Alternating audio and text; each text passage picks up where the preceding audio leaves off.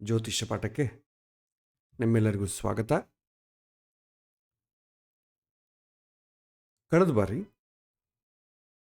ನಾವು ಖಗೋಳ ವಿಜ್ಞಾನವನ್ನು ಜ್ಯೋತಿಷ್ಯಕ್ಕೆ ಎಷ್ಟು ಬೇಕೋ ಅಷ್ಟು ವಿಚಾರವನ್ನು ನೋಡ್ತೀವಿ. ಅದರಲ್ಲಿ ಮುಖ್ಯವಾಗಿ ರಾಶಿಗಳು, ನಕ್ಷತ್ರಗಳು, 27 ನಕ್ಷತ್ರಗಳು, ಅನಂತರ ಒಂದೊಂದು ನಕ್ಷತ್ರಕ್ಕೂ 4 ಪಾದ ಇರುತ್ತೆ. 27 ನಕ್ಷತ್ರಕ್ಕೆ ಸೇರಿ 108 ಪಾದ ಇರುತ್ತದೆ. 12 ರಾಶಿಗಳಲ್ಲಿ 108 ಪಾದ ಸೇರಿರುತ್ತೆ. ಅಂತಂದರೆ ಒಂದು ರಾಶಿಗೆ 9 ಭಾಗ ಅಂತ ನಾವು ನೋಡಿದ್ವಿ. ಆ ರೀತಿ ನಕ್ಷತ್ರಗಳು, ಪಾದಗಳು ಒಂದು ರಾಶಿಯಲ್ಲಿ ಹೇಗೆ ಅರೇಂಜ್ ಆಗಿರುತ್ತೆ ಅಂತಂಬೋ ವಿಚಾರವನ್ನು ನಾವು ನೋಡಿದ್ವಿ. ಆಮೇಲೆ ಗ್ರಹಗಳ ವಕ್ರಗಮನ ಅಂತಂದರೆ ಏನು? ಗ್ರಹಗಳು ಹಿಂದೆ ತಿರುಗಿ ಚಲನೆ ಮಾಡಿದಂಗೆ ನಮಗೆ ಕಾಣಿಸುವುದನ್ನೇ ನಾವು ಗ್ರಹಗಳ ವಕ್ರಗಮನ ಅಥವಾ ರೆಟ್ರೋಗ್ರೆಷನ್ ಅಂತ ಕರಿತೇವೆ. ನಂತರ ಗ್ರಹಗಳ ಅಸ್ತಂಗತ ಅಥವಾ ಕಂಬಷನ್. ಯಾವುದೇ ಒಂದು ಗ್ರಹ ಲಾಂಗಿಟ್ಯೂಡ್ ವೈಸ್ ಸೂರ್ಯನ ಹತ್ತಿರ ಹೋದಾಗ ಆ ಗ್ರಹ ತನ್ನ ಶಕ್ತಿಯನ್ನು ಕಳೆದುಕೊಳ್ಳುತ್ತೆ. ಈ ಕಾನ್ಸೆಪ್ಟನ್ನೇ ನಾವು ಗ್ರಹಗಳ ಅಸ್ತಂಗತ ಅಂತ ನೋಡ್ತೀವಿ. ಸೊ ಇದು ನಾವು ಕಳೆದ ಬಾರಿ ಪಾಠದಲ್ಲಿ ನೋಡಿತ್ತು. ಇಲ್ಲಿ ರಾಶಿಗಳ ಹೆಸರು ಚೆನ್ನಾಗಿ ನೆನಪಿಟ್ಕೊಳ್ಬೇಕು.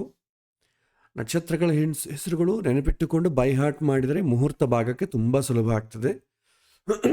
ಹಾಗಾಗಿ ಅದನ್ನು ಕೂಡ ಬೈ ಹಾರ್ಟ್ ಮಾಡೋದು ಒಳ್ಳೆಯದೇ. ರಾಶಿಗಳ ಹೆಸರು, ಆಮೇಲೆ ನಕ್ಷತ್ರಗಳ ಹೆಸರು, ಯಾವ ರಾಶಿಯಲ್ಲಿ ಯಾವ ನಕ್ಷತ್ರ ಬರುತ್ತೆ ಅಂತಂಬೋದು ಗೊತ್ತಿದ್ದರೆ ಸಾಕು. ಅದನ್ನೇನು ಬೈ ಹಾರ್ಟ್ ಮಾಡೋ ಅವಶ್ಯಕತೆ ಇಲ್ಲ. ಏಕೆಂತಂದರೆ ಇವತ್ತು ನಮಗಿರುವಂಥ ಟೆಕ್ನಾಲಜಿ ವ್ಯವಸ್ಥೆಯಲ್ಲಿ ಯಾವುದನ್ನು ಅದನ್ನು ಅಷ್ಟು ಸೀರಿಯಸ್ಸಾಗಿ ತಗೊಂಡು ನೆನಪಿಟ್ಟುಕೊಳ್ಳೋ ಅವಶ್ಯಕತೆ ಇಲ್ಲ. ಸೊ ಅದೊಂದು ಇರಲಿ. ಇದು ನಾವು ಕಳೆದ ಬಾರಿ ನೋಡಿದಂಥ ವಿಚಾರ. ನಮಗೆ ಕಾಲ ಅಂತಂಬೋದು ಗೊತ್ತಾಯಿತು. ನೆಕ್ಸ್ಟ್ ನಾವೇನು ಮಾಡಬೇಕು? ಆ ಕಾಲಕ್ಕೆ ಬಲ ಹೇಗೆ ತಿಳ್ಕೊಳ್ಬೇಕು ಅಂತಂಬೋದು ನೋಡ್ತೇವೆ. ನಾವು ಹಿಂದೆ ನೋಡಿದ್ವಿ, ವೆಸ್ಟರ್ನ್ ಟೈಮ್, ನಮ್ಮ ವೈದಿಕ್ ಟೈಮ್ ಅಂತಂಬೋದು ಎರಡನ್ನೂ ಕಂಪೇರ್ ಮಾಡಿದಾಗ ನಾವು ಇವತ್ತು ಬಳಸುವಂಥ ಏನು ಟೈಮ್ ಇದೆ, ಡೇಟ್ ಆ್ಯಂಡ್ ಟೈಮ್ ಏನಿದೆ, ಅದರಲ್ಲಿ ಯಾವುದು ಒಳ್ಳೆಯದು ಯಾವುದು ಕೆಟ್ಟದ್ದು ಅಂತಂಬೋದು ನಮಗೆ ವ್ಯವಸ್ಥೆ ಇಲ್ಲ. ಜನವರಿ ಒಳ್ಳೆಯದು, ಫೆಬ್ರವರಿ ಒಳ್ಳೆಯದು, ಮಾರ್ಚ್ ಒಳ್ಳೆಯದು, ಏಪ್ರಿಲ್ ಒಳ್ಳೆಯದು ಗೊತ್ತಿಲ್ಲ. ಕ್ಯಾಲೆಂಡರ್ನಾಗ ಇವತ್ತು ಏನು ಡೇಟು? 9ನೇ ತಾರೀಕು ಒಳ್ಳೆಯದು, 10ನೇ ತಾರೀಕು ಒಳ್ಳೆಯದು, ವ್ಯವಸ್ಥೆ ಇಲ್ಲ. ಅದೇ ಟೈಮ್ ಪ್ರಕಾರ ಕೂಡ ಅಷ್ಟೇ, 10 ಗಂಟೆ ಆಗಿದೆ, 11 ಗಂಟೆ ಆಗಿದೆ, ಗೊತ್ತಿಲ್ಲ. ಯಾವುದು ಒಳ್ಳೆಯದು ಗೊತ್ತಿಲ್ಲ. ಆದರೆ ನಮ್ಮ ವೇದಿಕ್ ಟೈಮಲ್ಲಿ ಇದು ಒಳ್ಳೆಯದು ಇದು ಕೆಟ್ಟದ್ದು ಅಂತಂಬೋ ಕ್ಯಾಟಗರೈಸೇಷನ್ ಇದೆ. ಹಾಗಾಗಿ ನಾವು ಯಾವುದೇ ಒಂದು ಒಳ್ಳೆಯದು ಕೆಟ್ಟದ್ದು ತಿಳ್ಕೊಳ್ಬೇಕಾದ್ರೂ, ಏನೇ ಒಂದು ಶುಭ ಕಾರ್ಯ ಇದು ಶುಭ ಕಾರ್ಯ ಅಲ್ಲ ಅಂತ ತಿಳ್ಕೊಳ್ಬೇಕಾದ್ರೂ, ಸೊ ಇದಕ್ಕೆ ನಾವು ಖಂಡಿತ ನಾವು ನಮ್ಮ ಏನ್ಸಿಯಂಟ್ ವೇದಿಕ್ ಸಿಸ್ಟಮನ್ನೇ ಫಾಲೋ ಆಗ್ತೇವೆ. ಆಫೀಸಿಗೆ ಹೋಗಬೇಕು, ಮಂಗಳವಾರ ಬೇಡ, ಶುಕ್ರವಾರ ಹೋಗೋಣ, ಈ ರೀತಿ ನಿಯಮಗಳೆಲ್ಲ ಇರೋದು ನಮ್ಮ ವೇದಿಕ್ ಟೈಮಲ್ಲಿ. ಸೊ ಆ ನಿಯಮಗಳು ನಮಗೆ ಗೊತ್ತಿದ್ದಾದ ಕಾರಣ ಏನು ಆ ನಿಯಮಗಳು ಏನು, ಹೇಗೆ ತಿಳ್ಕೊಳ್ಬೇಕು, ಒಳ್ಳೆಯದು ಕೆಟ್ಟದ್ದು ಅಂತಂಬೋದು ಹೇಗೆ ಬೈಫರ್ಕೇಷನ್ ಆಗ್ತದೆ ಅಂತಂಬೋದು ಇವತ್ತಿನ ದಿನ ನೋಡೋಣ. ಅದನ್ನೇ ಕಾಲ ಬಲ, ಸ್ಟ್ರೆಂತ್ ಆಫ್ ಟೈಮ್. ಕಾಲಕ್ಕೆ ಬಲ ಇದೆ ಅಂತ ಹೇಗೆ ತಿಳ್ಕೊಳ್ಬೇಕು? ಇದು ಪ್ರಮಾಣ ಇರ್ತದೆ. ಆ ಪ್ರಮಾಣವನ್ನು ನಾವು ಕಂಪೇರ್ ಮಾಡಿ ನಾವು ತಿಳ್ಕೊಳ್ತೇವೆ. ನಾವು ಸಪೋಸ್ 1 kg ಅಕ್ಕಿ ಬೇಕು ಅಂತ ಅಂದ್ಕೊಳ್ವಿ, ಶಾಪಿಗೆ ಹೋಗ್ತೇವೆ. ಶಾಪಿಗೆ 1 kg ಅಕ್ಕಿ ಬೇಕು ಅಂದರೆ ಅವನೇನು ಮಾಡ್ತಾನೆ? ಒಂದು ವೇಯಿ ಮಿಷನ್ ಇರ್ತದೆ. ಹಳೆ ಕಾಲದಲ್ಲಿ ಇರ್ತಿತ್ತು, ಒಂದು ಸ್ಟೋನ್ ಇರ್ತಿತ್ತು, 1 kg ಸ್ಟೋನ್, ಅದಕ್ಕೆ ಸಮಾನವಾಗಿ ವೇಯಿ ಮಾಡಿ ಕೊಡ್ತಾನೆ. ಅದು ಪ್ರಮಾಣ. ಆ ಸ್ಟೋನ್ ಅಂತಂಬೋದು ಸ್ಟ್ಯಾಂಡರ್ಡ್, ಅದನ್ನು ಮಾಡಿಕೊಡ್ತಾನೆ. ಹಾಗೆ ಜ್ಯೋತಿಷದಲ್ಲಿ ಕೂಡ ಯಾವ ಗ್ರಹ ಎಲ್ಲಿ ಇದ್ದರೆ ಬಲ, ಎಲ್ಲಿ ಇದ್ದರೆ ಬಲಹೀನ ಅಂತಂಬೋದು ಒಂದು ಸ್ಟ್ಯಾಂಡರ್ಡ್ ಇದೆ. ನಾವೇನು ಮಾಡ್ತೇವೆ, ಈಗಿನ ಕ್ಯಾಲೆಂಡರ್ ಆಗ್ಬೋದು, ಪಂಚಾಂಗ ಆಗ್ಬೋದು, ಟೈಮ್ ಆಗ್ಬೋದು, ಅದರ ಜೊತೆ ಕಂಪೇರ್ ಮಾಡ್ತೇವೆ. ಕಂಪೇರ್ ಮಾಡಿದಾಗ ಬಲವೋ ಬಲಹೀನವೋ ಗೊತ್ತಾಗ್ತದೆ.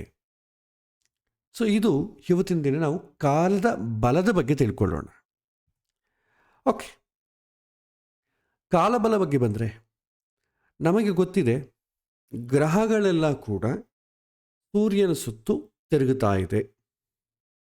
ಅದು ನಾವು ಹುಟ್ಟಿದಾಗ ಆಗ್ಬೋದು, ಯಾವುದಾದ್ರೂ ಒಂದು ಇನ್ಸಿಡೆಂಟ್ ನಡೆದಾಗ ಆಗ್ಬೋದು, ಅಥವಾ ಭವಿಷ್ಯದಲ್ಲಿ ಯಾವುದೇ ಒಂದು ಶುಭ ಕಾರ್ಯ ಮಾಡಿಕೊಳ್ಳಬೇಕು ಅಂತ ಆಗ್ಬೋದು. ಯಾವ ಸಮಯದಲ್ಲಿ ಮಾಡಬೇಕು ಅಂತಂದಾಗ ಒಂದು ಗ್ರಹ ಎಲ್ಲಿದೆ, ಯಾವ ರಾಶಿಯಲ್ಲಿದೆ, ಯಾವ ನಕ್ಷತ್ರದಲ್ಲಿದೆ, ಯಾವ ಪಾದದಲ್ಲಿದೆ ನಾವು ನೋಟ್ ಮಾಡಿಕೊಳ್ತೇವೆ. ಅದನ್ನೇ ನಾವು ಜಾತಕ, ಮಕ್ಕಳ ವಿಷಯ, ನಮ್ಮ ಭವಿಷ್ಯತ್ತಿಗೆ ನಾವು ಹುಟ್ಟಿದ ಸಮಯಕ್ಕೆ ಸಂಬಂಧಪಟ್ಟ ವಿಚಾರಕ್ಕೆ ಬಂದಾಗ ನಾವು ಹುಟ್ಟಿದ ಸಮಯದಲ್ಲಿ ಹಾಕಿದಂಥ ಚಕ್ರವನ್ನು ಜಾತಕ ಅಂದರೆ, ಜಾತ ಅಂದರೆ ಹುಟ್ಟುವುದು, ಪ್ರಶ್ನೆ ಅಂತೇವೆ. ನಾವು ಯಾವುದನ್ನ ಒಂದು ವಿಷಯ ತಿಳ್ಕೊಳ್ಬೇಕು ಪ್ರೆಸೆಂಟ್ ಬಗ್ಗೆ ಅಂತಂದರೆ ಒಂದು ಪ್ರಶ್ನೆ ಹಾಕ್ತೇವೆ. ಆವಾಗ ಸಮಯದಲ್ಲಿರುವಂಥ ಗ್ರಹಗಳನ್ನು ಪ್ರಶ್ನೆ ಚಕ್ರ ಅಂತೇವೆ. ನಾವು ಮುಂದೆ ಒಂದು ಮುಹೂರ್ತ, ಒಳ್ಳೆ ಮುಹೂರ್ತ ಮದುವೆ ಮಾಡ್ತೇವೆ, ಒಳ್ಳೆ ಚೆನ್ನಾಗಿರಬೇಕು ಅಂತ, ಅದನ್ನು ಮುಹೂರ್ತ ಚಕ್ರ ಅಂತೇವೆ. ಭವಿಷ್ಯದಲ್ಲಿ ಹೇಗಿರಬೇಕು ಗ್ರಹಸ್ಥಿತಿ, ಆ ಗ್ರಹಸ್ಥಿತಿ ಆ ಸಮಯದಲ್ಲಿ ಬಂದಾಗ ನಾವು ಮದುವೆ ಮಾಡ್ತೇವೆ, ಇದನ್ನು ಮುಹೂರ್ತ ಚಕ್ರ ಅಂತೇವೆ. ಸೊ ಇದನ್ನು ಯಾವ ಬೇಸ್ ಮೇಲೆ ಇಡ್ತೇವೆ ಅಂತಂದರೆ, ಯಾವ ಗ್ರಹ ಎಲ್ಲಿ ಇದ್ದರೆ ಸ್ಟ್ರಾಂಗ್, ಎಲ್ಲಿ ಇದ್ದರೆ ವೀಕ್ ಅಂತ ಮುಂಚಿತವಾಗಿ ನಾವು ತಿಳ್ಕೊಳ್ಬೇಕು. ಸೊ ನಮಗೆ ಜಾತಕವನ್ನು ನೋಡ್ ಮಾಡೋದು ನಮಗೆ ಬಂದಿದೆ. ಯಾಕೆ ಅಂತಂದರೆ ಆಲ್ರೆಡಿ ನಮ್ಮ ಹತ್ರ ಸ್ಮಾರ್ಟ್ಫೋನ್ ಇದೆ, ಸಾಫ್ಟ್ವೇರ್ಸ್ ಇದೆ, ಅದರ ನೋಡಿ ಈ ಗ್ರಹ ಈ ಸಮಯದಲ್ಲಿ ಇಲ್ಲಿದೆ ಅಂತ ಗೊತ್ತಾಗ್ತದೆ. ಅದಕ್ಕೊಂದು ಸಪ್ರೇಟ್ ಕ್ಲಾಸಲ್ಲಿ ನಾನು ಸಾಫ್ಟ್ವೇರ್ ಹೇಗೆ ಬಳಸಬೇಕಂತ ಹೇಳ್ಕೊಡ್ತೇನೆ. ನಮ್ಮ ಹತ್ರ ಡಾಟಾ ರೆಡಿ ಇದೆ, ಆದರೆ ಅದು ಬಲ ಹೌದೋ ಅಲ್ವೋ ಅಂತ ತಿಳ್ಕೊಳ್ಳೋದು ನಮಗೆ ಬೇಕು. ಅದಕ್ಕೆ ನಾವೇನು ಮಾಡ್ತೇವೆ, ಮುಂಚಿತವಾಗಿ ಗ್ರಹಗಳ ಸಂಚಾರ ಕಾಲ ಅಂತ ತಿಳ್ಕೊಳ್ತೇವೆ. ಸೊ ಯಾವ ಗ್ರಹ ಎಷ್ಟು ಬೇಗ ಪ್ರಯಾಣ ಮಾಡ್ತದೆ, ಒಂದು ರಾಶಿಯಿಂದ ಒಂದು ರಾಶಿ ಎಷ್ಟು ಬೇಗ ಕ್ರಾಸ್ ಮಾಡ್ತದೆ, ಹಾಗೆ ಎಲ್ಲ ಗ್ರಹಗಳಿಗೂ ಒಂದು ನಿಯಮ ಇದೆ, ಅದನ್ನು ನಾವು ತಿಳ್ಕೊಳ್ಬೇಕು. ನಮಗೆ ಚಂದ್ರ ತಗೊಂಡ್ರೆ ಒಂದು ರಾಶಿಯಿಂದ ಒಂದು ರಾಶಿಗೆ ಬದಲಾವಣೆ ಆಗಲಿಕ್ಕೆ 2.5 ದಿನ ಹಿಡಿಯುತ್ತೆ. ಇದು ಅಪ್ರಾಕ್ಸಿಮೇಟ್, ಹೇಳಬೇಕಾದ್ರೆ 2 ದಿನ 6 ಗಂಟೆ ಕಾಲ ಹಿಡಿತದೆ ಆ್ಯಕ್ಚುಲಿ. ಸೊ ನಾವು ಅಪ್ರಾಕ್ಸಿಮೇಟ್ಲಿ ಮಾಡೋಣ, ಯಾಕಂದರೆ ರಿಯಲ್ ಟೈಮ್ ಕ್ಯಾಲ್ಕುಲೇಷನ್ಸ್ ಎಲ್ಲ ಬೇರೆ ಇರ್ತದೆ. ಚಂದ್ರ ಒಂದು ರಾಶಿಯಿಂದ ಒಂದು ರಾಶಿ ಹೋಗಲಿಕ್ಕೆ ಭಾಳ ವೇಗವಾಗಿ ಹೋಗೋ ಗ್ರಹ ಇದೆ. ಯಾಕೆ ಅಂತಂದರೆ ಭೂಮಿಗೆ ಹತ್ತಿರದಲ್ಲಿರೋ ಗ್ರಹ ಇದೆ, ಹಾಗಾಗಿ ಅದು ನಮಗೆ ಬೇಗ ಚಲನೆ ಮಾಡಿದಂಗೆ ಕಾಣ್ತದೆ. 2.5 ದಿನ ಹಿಡಿಯುತ್ತೆ. ಒಂದೊಂದು ದಿನಕ್ಕೂ ಒಂದೊಂದು ನಕ್ಷತ್ರಕ್ಕೆ ಪ್ರಯಾಣ ಮಾಡ್ತಾರೆ. ಇವತ್ತೊಂದು ನಕ್ಷತ್ರ, ನಾಳೆ ಒಂದು ನಕ್ಷತ್ರ, ಒಂದು ಪಾದದಿಂದ ಒಂದು ಪಾದ ಕ್ರಾಸ್ ಮಾಡಲಿಕ್ಕೆ 6 ಅವರ್ಸ್ ಬೇಕಾಗ್ತದೆ.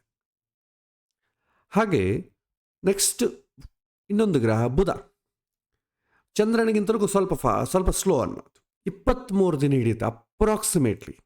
ಅದು ಮಾತ್ರ ವಕ್ರಿ ಆದಾಗ, ಹೇಗೆಂದರೆ ಹಿಂದೆ ಪ್ರಯಾಣ ಮಾಡ್ತದಲ್ಲ, ಹಿಂದೆ ಪ್ರಯಾಣ ಮಾಡಿ ಮತ್ತೆ ಮುಂದೆ ಬರಬೇಕಾದ್ರೆ ತುಂಬ ವೇರಿ ಆಗ್ತದೆ. ಸ್ವಲ್ಪ ಅಪ್ರಾಕ್ಸಿಮೇಟ್ಲಿ ನಾವು ನೋಡಿದ್ರೆ 23ರಿಂದ 27 ದಿನ ಹಿಡಿಬೋದು ಅಂತ ಹೇಳ್ಬೋದು. ಶುಕ್ರಗೆ 27ರಿಂದ 30 ದಿನ ಹಿಡಿಯುತ್ತೆ ಒಂದು ರಾಶಿಯಿಂದ ಒಂದು ರಾಶಿಯನ್ನು ಕ್ರಾಸ್ ಮಾಡಲಿಕ್ಕೆ. ಸೂರ್ಯನಿಗೆ 30 ದಿನ ಹಿಡಿಯುತ್ತೆ ಒಂದು ರಾಶಿಯಿಂದ ಒಂದು ರಾಶಿಗೆ ನೀವು ಚೇಂಜ್ ಆಗಲಿಕ್ಕೆ. ಸೂರ್ಯ ವಕ್ರಿ ಆಗಲ್ಲ, ಹಾಗಾಗಿ ಸೂರ್ಯನ ಡಿಸ್ಟೆನ್ಸ್ ನಮ್ಮ ಡಿಸ್ಟೆನ್ಸ್ ಸೇಮ್ ಇರ್ತದೆ, ಹಾಗಾಗಿ ಪರ್ಫೆಕ್ಟಾಗಿ ಹೋಗ್ತಾನೆ. ದಿನಕ್ಕೆ 1 ಡಿಗ್ರಿ ಚೇಂಜ್ ಆಗ್ತಾನೆ. ಒಂದು ನಕ್ಷತ್ರವನ್ನು ಚೇಂಜ್ ಮಾಡೋದನ್ನು ನಾವೇನಂತೇವೆ, ಕಾರ್ತೆ ಅಂತ ಕರಿತೇವೆ. ರೋಹಿಣಿ ಕಾರ್ತೆ, ಮೃಗಶಿರ ಕಾರ್ತೆ, ಅಶ್ವಿನಿ ಕಾರ್ತೆ, ಅಂದರೆ ಒಂದು ನಕ್ಷತ್ರದಿಂದ ಇನ್ನೊಂದು ನಕ್ಷತ್ರಕ್ಕೆ ಬದಲಾಗುವ ದಿನ. ಒಂದು ರಾಶಿಯಿಂದ ಇನ್ನೊಂದು ರಾಶಿಗೆ ಬದಲಾಗುವ ಸಮಯವನ್ನು ನಾವು ಸಂಕ್ರಮಣ ಅಂತ ಕರಿತೇವೆ. ಮೇಷ ಸಂಕ್ರಮಣ, ವೃಷಭ ಸಂಕ್ರಮಣ. ಇನ್ನು ನೀವು ದ್ರವಿಡ ಸಂಪ್ರದಾಯದಲ್ಲಿ ಮೇಷ ಮಾಸ, ವೃಷಭ ಮಾಸ, ಧನುರ್ಮಾಸ, ಕುಂಭ ಮಾಸ ಈ ಥರ ಇರ್ತದೆ. ಅಂದರೆ ಸೂರ್ಯ ಯಾವ ರಾಶಿಯಲ್ಲಿರ್ತಾನೋ ಆ ಮಾಸ ಅಂತ ಅರ್ಥ. ನಂತರ ಕುಜಗೆ ವಕ್ರಿ ಆಗ್ತಾನಾದ ಕಾರಣ ಅಪ್ರಾಕ್ಸಿಮೇಟ್ಲಿ ಒಂದು 48 ದಿನ ಹಿಡಿಯುತ್ತೆ ಕುಜನಿಗೆ. ಇದೆಲ್ಲ ಕೂಡ ಒಂದು ತಿಂಗಳ ಆಚೆಗಡೆ, 1.5 ತಿಂಗಳ ಒಳಗೆ ಬದಲಾವಣೆ ಆಗುವಂಥ ಗ್ರಹಗಳು. ನಂತರ ತುಂಬ ಲೇಟಾಗಿ ಬದಲಾವಣೆ ಆಗುವಂಥ ಗ್ರಹಗಳಿದೆ. ಗುರುಗ್ರಹ, ಇದು ನಮಗಿಂತ ತುಂಬ ದೂರ ಇರ್ತದೆ, ದೊಡ್ಡ ಸರ್ಕಲ್ ಆದ ಕಾರಣ ಒಂದು ರಾಶಿಯಿಂದ ಒಂದು ರಾಶಿಗೆ ಬದಲಾಗಲಿಕ್ಕೆ 1 ವರ್ಷ ಬೇಕಾಗ್ತದೆ. ಗುರುಗ್ರಹ ಯಾವ ರಾಶಿಯಲ್ಲಿರ್ತಾನೋ, ನಮ್ಮ ದೇಶದಲ್ಲಿ ಒಂದೊಂದು ನದಿಗೆ ಆ ರೀತಿಯಾದಂಥ ಪುಷ್ಕರ ಅಥವಾ ಕುಂಭಮೇಳ ಅಂತ ನಾವೇನಂತೇವೆ ಅದು ನಡೆಯುತ್ತೆ. ಸೊ ಗುರು ಒಂದು ರಾಶಿಯಿಂದ ಒಂದು ರಾಶಿ ಬದಲಾಕೆ 1 ವರ್ಷ ಆಗ್ತದೆ. 12 ರಾಶಿಗಳು ಕವರ್ ಮಾಡಿ ಮತ್ತೆ ಅದೇ ರಾಶಿಗೆ ಬರಲಿಕ್ಕೆ 12 ವರ್ಷ ಆಗ್ತದೆ. ಅದಕ್ಕೆ ಪುಷ್ಕರ ಅಂತಂಬೋದು 12 ವರ್ಷಕ್ಕೊಮ್ಮೆ ಬರ್ತದೆ. ಇನ್ನು ಮಹಾಕುಂಭಮೇಳ ಅಂತಾರೆ 12x12 ಹಾಕಿದರೆ ಏನಾಗ್ತದೆ 144. ಅದು ನಾವು ನ್ಯೂಮರಿಕಲಿ ನಾವು ಹಾಕುವ ಲೆಕ್ಕಗಳದು ಬೇರೆ ಇರ್ತದೆ. ಸೊ ಹಾಗೆ ಗುರುವಿಗೆ ಒಂದು ರಾಶಿಯಿಂದ ಒಂದು ರಾಶಿ ಹೋಗಲಿಕ್ಕೆ 1 ವರ್ಷ ಇರ್ತದೆ. ಇದನ್ನು ನೆನಪಿಟ್ಟುಕೊಳ್ಳೋದು ತುಂಬ ಈಸಿ. ಇನ್ನು ಸೂರ್ಯ, ಚಂದ್ರ, ಕುಜ ಇವುಗಳನ್ನ ನೆನ್ಪಿಟ್ಕೊಳ್ಬೇಕಂದ್ರೆ ಸ್ವಲ್ಪ ಕಷ್ಟ, ಯಾವಾಗ ಎಲ್ಲಿದೆ ಅಂತ ಹೇಳಿ. ಅವಾಗ ನಾವೇನು ಮಾಡ್ತೇವೆ, ಪಂಚಾಂಗವನ್ನು ನೋಡೋದು, ಸಾಫ್ಟ್ವೇರನ್ನು ನೋಡ್ತೇವೆ. ಗುರುನು ಎಲ್ಲಿದ್ದಾನೆ ಅಂತ ಹೇಳಲಿಕ್ಕೆ ನಾವು ನೋಡೋದು ಬೇಕಿಲ್ಲ, ಯಾಕೆಂದರೆ ಒಂದು ವರ್ಷಕ್ಕೊಮ್ಮೆ ಅಲ್ವಾ, ಯಾವಾಗ ಆ ಡೇಟ್ ನೆನ್ಪಿಟ್ಕೊಂಡ್ರೆ ಸಾಕು. ಈಗ ಮೇ ತಿಂಗಳಲ್ಲಿ ಗುರು ಟ್ರಾನ್ಸಿಟ್ ಆಗ್ತಾನೆ, ಮತ್ತು 1 ವರ್ಷದವರೆಗೂ ಇನ್ನೊಂದು ರಾಶಿಯಲ್ಲಿ ಇರ್ತಾನೆ. ಹಾಗೆ ರಾಹುಕೇತುಗಳು ಬದಲಾಗಲಿಕ್ಕೆ 1.5 ವರ್ಷ ಬೇಕು, 18 ತಿಂಗಳಾಗ್ತದೆ ಒಂದು ರಾಶಿಯಿಂದ ಒಂದು ರಾಶಿ ಬದಲಾಗಲಿಕ್ಕೆ. ರಾಹುಕೇತುಗಳು ಗ್ರಹಗಳಲ್ಲ, ಛಾಯಾಗ್ರಹಗಳು ಅಂತೇವೆ. ಎಲ್ಲ ಗ್ರಹಗಳು ಫಾರ್ವರ್ಡ್ ಡೈರೆಕ್ಷನ್ ಹೋದರೆ, ರಾಹುಕೇತುಗಳು ಯಾವಾಗೂ ಕೂಡ ರಿವರ್ಸ್ ಆ್ಯಂಟಿ ಕ್ಲಾಕ್ ವೈಸೇ ಅವರು ಚಲನೆ ಮಾಡ್ತಾರೆ, ಯಾಕೆಂದರೆ ಗ್ರಹಗಳಲ್ಲ. ಅದು ಯಾಕೆ ಆ್ಯಂಟಿ ಕ್ಲಾಕ್ ವೈಸ್ ಅಂತ ಅಂಬೋದು ಆಸ್ಟ್ರೋನಾಮಿಕಲ್ ಬರ್ತದೆ, ಸದ್ಯಕ್ಕೆ ನಮಗೆ ಅಪ್ರಸ್ತುತ. ಸೊ ರಾಹುಕೇತುಗಳು ಹಿಂದೆ ಬರ್ತಾರೆ, ಮೇಷದಿಂದ ಮೀನಕ್ಕೆ, ಮೀನದಿಂದ ಕುಂಭಕ್ಕೆ, ಕುಂಭದಿಂದ ಮಕರಕ್ಕೆ, ಹೀಗೆ ಚಲನೆ ಮಾಡ್ತಾರೆ. ಇದನ್ನು ಆ್ಯಂಟಿ ಕ್ಲಾಕ್ ವೈಸ್ ಡೈರೆಕ್ಷನ್ ಅಂತೇವೆ. ಡೈರೆಕ್ಟ್ ಮೋಷನ್ ಅಂತಂದರೆ ಕ್ಲಾಕ್ ವೈಸ್ ಡೈರೆಕ್ಷನ್, ಮೇಷದಿಂದ ವೃಷಭ, ವೃಷಭದಿಂದ ಮಿಥುನ, ಹೀಗೆ. ವಕ್ರಿಯಾದ ಗ್ರಹ ಆ್ಯಂಟಿ ಕ್ಲಾಕ್ ವೈಸ್ ತಗೊಳ್ತದೆ, ಡೈರೆಕ್ಟ್ ಮೋಷನ್ಲಿರುವಂಥ ಗ್ರಹ ಕ್ಲಾಕ್ ವೈಸ್ ತಗೊಳ್ತದೆ. ಸೊ ರಾಹುಕೇತುಗಳು 1.5 ವರ್ಷಕ್ಕೆ ಒಮ್ಮೆ ಬದಲಾಗ್ತಾರೆ. ಇವುಗಳು ಯಾವಾಗೂ ವಕ್ರಗಮನದಲ್ಲೇ ಇರ್ತದೆ, ಅವರು ಹಿಂದನೇ ಪ್ರಯಾಣ ಮಾಡ್ತಾರೆ, ಇದೊಂದು ನೆನಪಿಟ್ಟುಕೊಳ್ಳಿ. ನಂತರ ಶನಿ ಒಂದು ರಾಶಿಯಿಂದ ಒಂದು ರಾಶಿ ಬದಲಾಗಲಿಕ್ಕೆ 2.5 ವರ್ಷ ಅಥವಾ 30 ತಿಂಗಳು ಹಿಡಿಯುತ್ತೆ ಅಪ್ರಾಕ್ಸಿಮೇಟ್ಲಿ. ಮತ್ತು ಶನಿ ವಕ್ರಿ ಆದ ಅಂದ್ಕೊಳ್ಳಿ, ಮ್ಯಾಕ್ಸಿಮಮ್ 3 ಇಯರ್ಸ್ ಇರ್ತದೆ. ಎಲ್ಲರಿಗೂ 3 ಇಯರ್ಸೇ ಆಗೋದು, ಸುಮ್ಮನೆ ನಾವೇನು ಹೇಳ್ತೇವೆ 2.5 ವರ್ಷ ಅಂತ ಹೇಳ್ತೇವೆ. ನೀವು ಹೇಗೆ, ಯಾಕೆಂದರೆ 1 ವರ್ಷ 2.5 ವರ್ಷದಲ್ಲಿ 2 ಸಲ ವಕ್ರಿ ಆಗ್ತಾನೆ ಶನಿ. ಆ ವಕ್ರಿ ಆದನ್ನು ಕೂಡ ನಾವು ಕ್ಯಾಲ್ಕುಲೇಟ್ ಮಾಡಿಕೊಂಡ್ರೆ ಅಪ್ರಾಕ್ಸಿಮೇಟ್ಲಿ 3 ವರ್ಷ ಆಗ್ಬಿಡ್ತದೆ. ಸೊ ಇದು ಒಂದು ರಾಶಿಯಿಂದ ಅದಕ್ಕೆ ನಾವು 7 ಶನಿ ಅಂತೇವೆ. 3 ರಾಶಿಯಲ್ಲಿ ಶನಿ ಇದ್ದಾಗ ನಮಗೆ ತೊಂದರೆ ಆಗ್ತದೆ, 7.5 ಆಗ್ತದೆ. ಓಕೆ, ಶನಿ ಎಲ್ಲತಕ್ಕಂತಲೂ ತುಂಬ ಲೇಟಾಗಿ ಪ್ರಯಾಣ ಮಾಡುವ. ಶನೈಶ್ಚರಹ, ಶನೈಹಿ ಅಂದರೆ ಸಂಸ್ಕೃತದಲ್ಲಿ ನಿಧಾನವಾಗಿ, ಚರಹ ನಿಧಾನವಾಗಿ ಚಲಿಸುವನು ಯಾರು, ಅವನು ಶನೈಹಿ, ಶನಿಶ್ಚರಹ ಅಂತ ಕರೀತೇವೆ. ಇದರಲ್ಲಿ ಈ 3 ನೆನಪಿಟ್ಕೊಳ್ಳೋದು ತುಂಬ ಈಸಿ, ಯಾಕೆಂತಂದರೆ ಅವರು 1 ವರ್ಷದ ಮೇಲೆ ಆಗ್ತದೆ. ಬೇರೆ ಗ್ರಹಗಳು ನೆನಪಿಟ್ಕೊಳ್ಳೋದು ಸ್ವಲ್ಪ ಕಷ್ಟ. ಆದರೆ ಯಾರಾದರೂ ಎಲ್ಲೇನ ಹೋದಾಗ ನನ್ನ ಜಾತಕ ಹೇಗಿದೆ ಹೇಳಪ್ಪ ಅಂತ ಕೇಳ್ತಾರೆ. ನಮ್ಗೆ ಆವಾಗ ಜಾತಕ ಇರಲ್ಲ, ಪಂಚಾಂಗ ಇರಲ್ಲ, ಸಮ್ಟೈಮ್ಸ್ ಏನು ವ್ಯವಸ್ಥೆ ಇರಲ್ಲ. ಆವಾಗ ಏನು ಮಾಡ್ತೇವೆ, ಈ ಗ್ರಹಗಳು ನೆನಪಿದ್ರೆ ಸಾಕು, ನಾವು ಅವರಿಗೆ ಪ್ರಶ್ನೆಗೆ ಉತ್ತರ ಕೊಡ್ಬೋದು. ಅದು ಹೇಗೆ ಅಂತ ಅಂಬೋದು ನಾವು ಪಾಠದಲ್ಲಿ ನೋಡೋಣ. ಇದು ಗ್ರಹಗಳ ಸಂಚಾರ ಆಗುವ ಕಾಲ, ಇದನ್ನು ನೀವು ನೆನಪಿಟ್ಕೊಳ್ಳಿ. ನೆಕ್ಸ್ಟ್, ಕಾಲಬಲ ಹೇಗೆ ತಿಳ್ಕೊಳ್ಬೇಕು. ಇನ್ನೂ ವಿಚಾರಕ್ಕೆ ಬಂದರೆ, ಎಲ್ಲ ಗ್ರಹಗಳು ಕೂಡ ದೀರ್ಘವೃತ್ತಾಕಾರ ಕಕ್ಷದಲ್ಲಿ ಸೂರ್ಯನ ಸುತ್ತು ತಿರುಗುತ್ತಾ ಇದೆ. ಇದು ಹೀಲಿಯೋಸೆಂಟ್ರಿಕ್ ಥಿಯರಿ ಅಂತ ನಾವು ನೋಡುತ್ತೀವಿ. ಆದರೆ ಗ್ರಹಗಳ ಗಣನೆ ಮಾಡುವ ಕಾಲಕ್ಕೆ, ಜ್ಯೋತಿಷ್ಯದಲ್ಲಿ ಮಾಡುವ ಕಾಲಕ್ಕೆ, ಭೂಮಿಯ ಸುತ್ತೂ ಎಲ್ಲ ಗ್ರಹಗಳು ತಿರುಗುತ್ತಾ ಇದೆ ಅಂತ ನಾವು ಅಂದುಕೊಂಡು ಅದರ ಪ್ರಕಾರ ಜಾತಕವನ್ನು ಹಾಕಿಕೊಳ್ತೇವೆ. ಅದಕ್ಕೆ ಜಾತಕದಲ್ಲಿ ನಮ್ಮ ಭೂಮಿ ಇರಲ್ಲ, ಭೂಮಿ ಪ್ಲೇಸಲ್ಲಿ ಸೂರ್ಯ ಇರುತ್ತೆ. ಅದು ನೆಕ್ಸ್ಟ್. ಈಗ ನಾವು ಬಲವನ್ನು ತಿಳ್ಕೊಳ್ಳೋಣ. ಈಗ ನಾವು ರಾಶಿಗಳ ವಿಚಾರಕ್ಕೆ ಬಂದರೆ, ಮೇಷರಾಶಿ, ವೃಷಭ, ಮಿಥುನ, ಕರ್ಕ, ಸಿಂಹ, ಕನ್ಯಾ, ತುಲ, ವೃಶ್ಚಿಕ, ಧನುಸ್ಸು, ಮಕರ, ಕುಂಭ, ಮೀನ. ಇದರಲ್ಲಿ ಮೊದಲನೇ ರಾಶಿ ಇದು ಮೇಷರಾಶಿ. ಯಾವಾಗೂ ಇಲ್ಲಿಂದ ಶುರುವಾಗ್ತದೆ. ಇದನ್ನು ಐಡೆಂಟಿಫೈ ಮಾಡೋದು ಇಟ್ಕೊಳ್ಳಿ. ಸೊ ನಾರ್ತ್ ಇಂಡಿಯನ್ ಚಾರ್ಟಲ್ಲಿ ಒಂದು ರೀತಿ ಆಗ್ತದೆ, ಸೌತ್ ಇಂಡಿಯನ್ ಚಾರ್ಟಲ್ಲಿ ಒಂದು ರೀತಿ ಆಗ್ತದೆ. ಸೊ ಇದು ನಾರ್ತ್ ಇಂಡಿಯನ್ ಆದ ಕಾರಣ, ಸೌತ್ ಇಂಡಿಯನ್ ಆದ ಕಾರಣ ನೆನ್ಪಿಟ್ಕೊಳ್ಳೋದು ಈಸಿ. ಅಂದರೆ ಒಬ್ಬೊಬ್ಬರಿಗೂ ಒಂದೊಂದು ರೀತಿ ಅಭ್ಯಾಸ, ಯಾರಿಗೆ ಯಾವ ಅಭ್ಯಾಸ ಆಗ್ತದೆ ಅದು ಈಸಿ ಆಗ್ತದೆ. ಸರ್ ನಮಗಿದು ಅನುಕೂಲ. ಸೊ ನಾವೇನು ಮಾಡ್ತೇವೆ, ಇದು ಮೇಷರಾಶಿ. ಒಂದು ಸರ್ಕಲ್ ಅಂತಂದರೆ 360 ಡಿಗ್ರಿ ಇರುತ್ತೆ.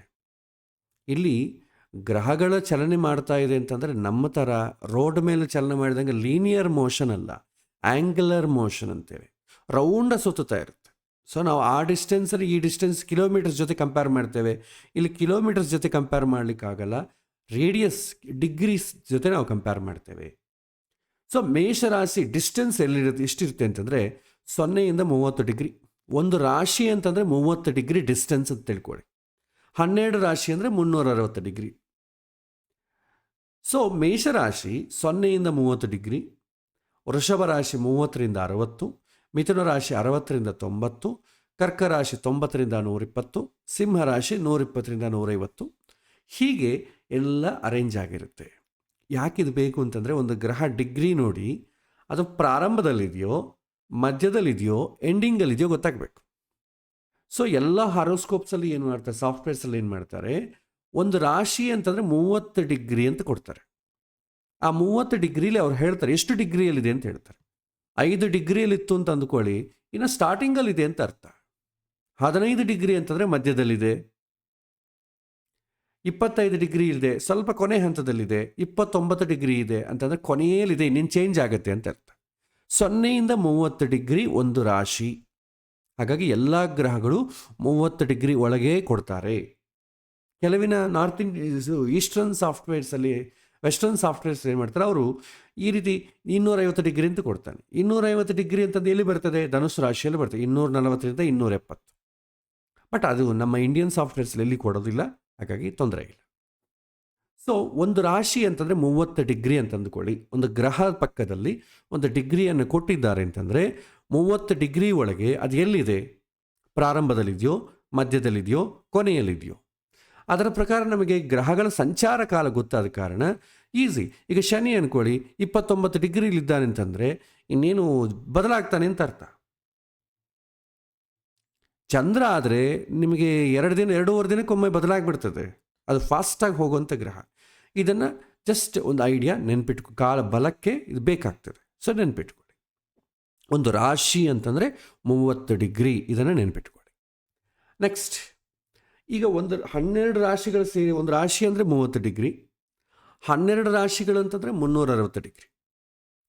ಒಂದು ರಾಶಿ ಅಂತಂದರೆ 9 ಪಾದ ಅಲ್ವಾ? ಆ ಒಂದು ರಾಶಿಯನ್ನು 9 ಪಾದ ಅಂತಂದರೆ 30ನ್ನು 9 ಭಾಗ ಮಾಡಿ ಎಷ್ಟು ಬರುತ್ತೆ? 3 ಡಿಗ್ರಿ 20 ನಿಮಿಷ ಬರ್ತದೆ. ಒಂದು ಪಾದ ಅಂತಂದರೆ 3 ಡಿಗ್ರಿ 20 ನಿಮಿಷ. ಈಗ 4 ಪಾದ ಸೇರಿದ್ರೆ ಒಂದು ನಕ್ಷತ್ರ ಅಲ್ವಾ? ಒಂದು ನಕ್ಷತ್ರ ಅಂದರೆ ಏನಾಗ್ತದೆ, ಇಂಟು 4 ಹಾಕಿದರೆ 13 ಡಿಗ್ರಿ 20 ನಿಮಿಷ ಬರ್ತದೆ. ಇದು ನಿಮಗೆ ಲೆಕ್ಕ ಗೊತ್ತಿರಬೇಕು.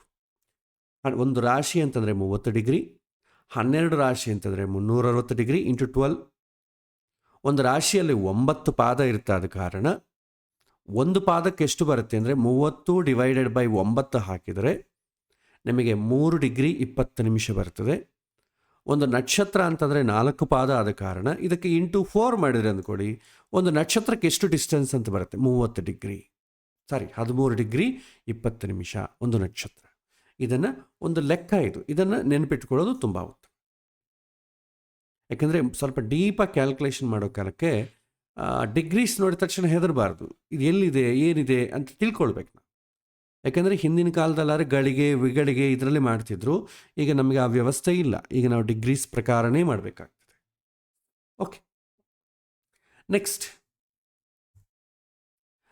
ಮತ್ತೊಂದು ಈ ಡಿಗ್ರೀಸ್ ಪ್ರಕಾರ ನಮಗೆ ಗೊತ್ತಾಯ್ತಲ್ವ.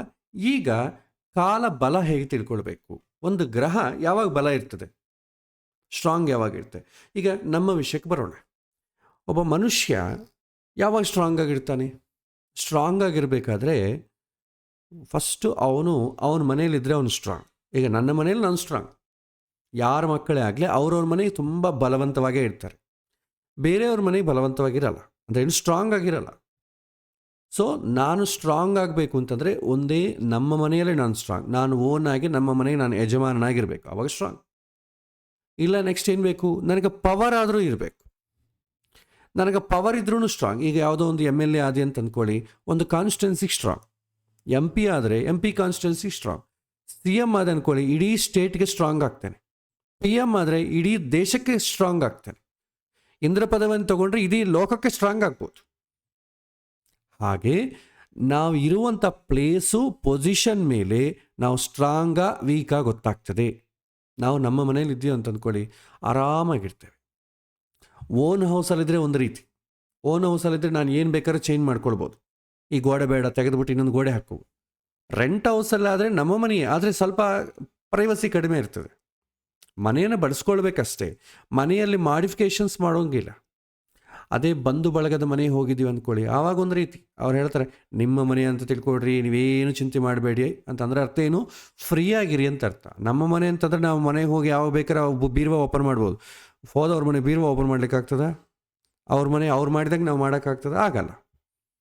ಇನ್ನು ಶತ್ರುಗಳ ಮನೆಗೆ ಹೋದರೆ ಹೆಂಗಿರ್ತದೆ, ತುಂಬ ವೀಕ್ ಆಗಿರ್ತೇವೆ. ಯಾಕೆಂದರೆ ಯಾವಾಗ ಎದ್ದು ಬರೋಣಪ್ಪ ಹೊರಗೆ ಅನಿಸುತ್ತೆ. ವೆಡ್ಡಿಂಗ್ ಕಾರ್ಡ್ ಕೊಡಬೇಕು, ಅವ್ರಿಗೂ ನಮಗೂ ಮಾತಿಲ್ಲ, ಆದರೂ ತಂದೆ ತಾಯಿಗಳು ಕೊಟ್ಟು ಬಾ ಅಂತ ಹೇಳಿದ್ದಾರೆ, ಹೋಗ್ತೀವಿ ಅವ್ರ ಮನೆಗೆ ಕೊಡ್ತೇವೆ, ಸ್ವಲ್ಪ ಹೊತ್ತು ಕೂಡ್ರಿ ಅಂತಾರೆ, ನರಕ ಆಗ್ತದೆ. ಯಾವಾಗ ಎದ್ದು ಹೋಗೋಣಪ್ಪ ಇವ್ರ ಮನೆಯಿಂದ ಅಂತ ಅನಿಸುತ್ತೆ. ಬಲಹೀನ. ಸೊ ಈಗ ನೀವು ಅರ್ಥ ಮಾಡಿಕೊಳ್ಳಿ, ನಮ್ಮ ಮನೆಗಿದ್ದಾಗ ನಾವು ಹೇಗಿರ್ತೇವೆ, ನಮಗೆ ಪವರ್ ಇದ್ದಾಗ ಹೇಗಿರ್ತೇವೆ, ಅದೇ ರೀತಿ ಮಿತ್ರನ ಜೊತೆ ಇದ್ದಾಗ ಹೇಗಿರ್ತೇವೆ, ಅದೇ ಶತ್ರುಗಳ ಮನೆಗಿದ್ದಾಗ ಹೇಗಿರ್ತೇವೆ. ಈ ನಾವು ಹೇಗೆ ಎಕ್ಸ್ಪೀರಿಯನ್ಸ್ ಆಗ್ತೀವೋ ಅದನ್ನು ಒಂದು ಸಲ ಊಹಿಸ್ಕೊಳ್ಳಿ. ಈಗ ಗ್ರಹಗಳ ವಿಚಾರಕ್ಕೆ ಬರೋಣ. ಈಗ ಪ್ರತಿಯೊಂದು ಗ್ರಹಕ್ಕೂ ಕೂಡ ಅವರದಾದಂಥ ಒಂದು ಮನೆಗಳಿದೆ. ಅವರ ಮನೆಯಲ್ಲಿದ್ದರೆ ಅವರು ಯಾವಾಗೂ ಸ್ಟ್ರಾಂಗ್ ಅಂತ ತಿಳ್ಕೊಳ್ಳಿ. ಇದರಲ್ಲಿ ಚಂದ್ರನಿಗೆ ಈಗ ಟೋಟಲ್ ನೋಡಿ, ಕಾಲವನ್ನು ನಿಮಗೆ ಕಾಲವನ್ನು ನಿರ್ಣಯ ಮಾಡೋದು, ನಿಯಂತ್ರಣೆ ಮಾಡೋದು ಎರಡೇ ಗ್ರಹಗಳೇ, ಸೂರ್ಯ ಮತ್ತು ಚಂದ್ರ. ಬೆಳಕು ಕೊಡೋರು ಅವರೇ. ಆದರೆ ಈ ಎರಡು ಭಾಗ ಅಂತ ಇದನ್ನೇನಂತೀವಿ, ಈ ಕುಂಭದಿಂದ ಕರ್ಕ, ಈ ಆಫ್ ಪೋರ್ಷನ್ ನಾವು ಹಿಂಗೆ ಕಟ್ ಮಾಡಿದರೆ, ಕುಂಭದಿಂದ ಕರ್ಕ ಇದನ್ನು ಚಂದ್ರ ಭಗಣ, ಸಿಂಹದಿಂದ ಮಕರ ಇದು ಸೂರ್ಯ ಭಗಣ ಅಂತೇವೆ. ಆಮೇಲೆ ಈ ಗ್ರಹಗಳೆಲ್ಲ ಕೂಡ ಬೇರೆ ಬೇರೆ ಗ್ರಹಗಳಿಗೆ ಹೌಸಸ್ ಡಿಸ್ಟ್ರಿಬ್ಯೂಟ್ ಆಗಿದೆ. ಇದು ನಿಮಗೆ ಈಸಿಯಾಗಿ ಅರ್ಥ ಮಾಡ್ಕೊಳ್ಳಿಕ್ಕೆ ಒಂದು ಕಥೆ ಥರ ಹೇಳ್ತೇನೆ. ಚಂದ್ರ ತನ್ನ ಮನೆಗಳಲ್ಲಿ ಒಂದು ಮನೆಯನ್ನು ಕುಜನಿಗೆ ಕೊಡ್ತಾನೆ.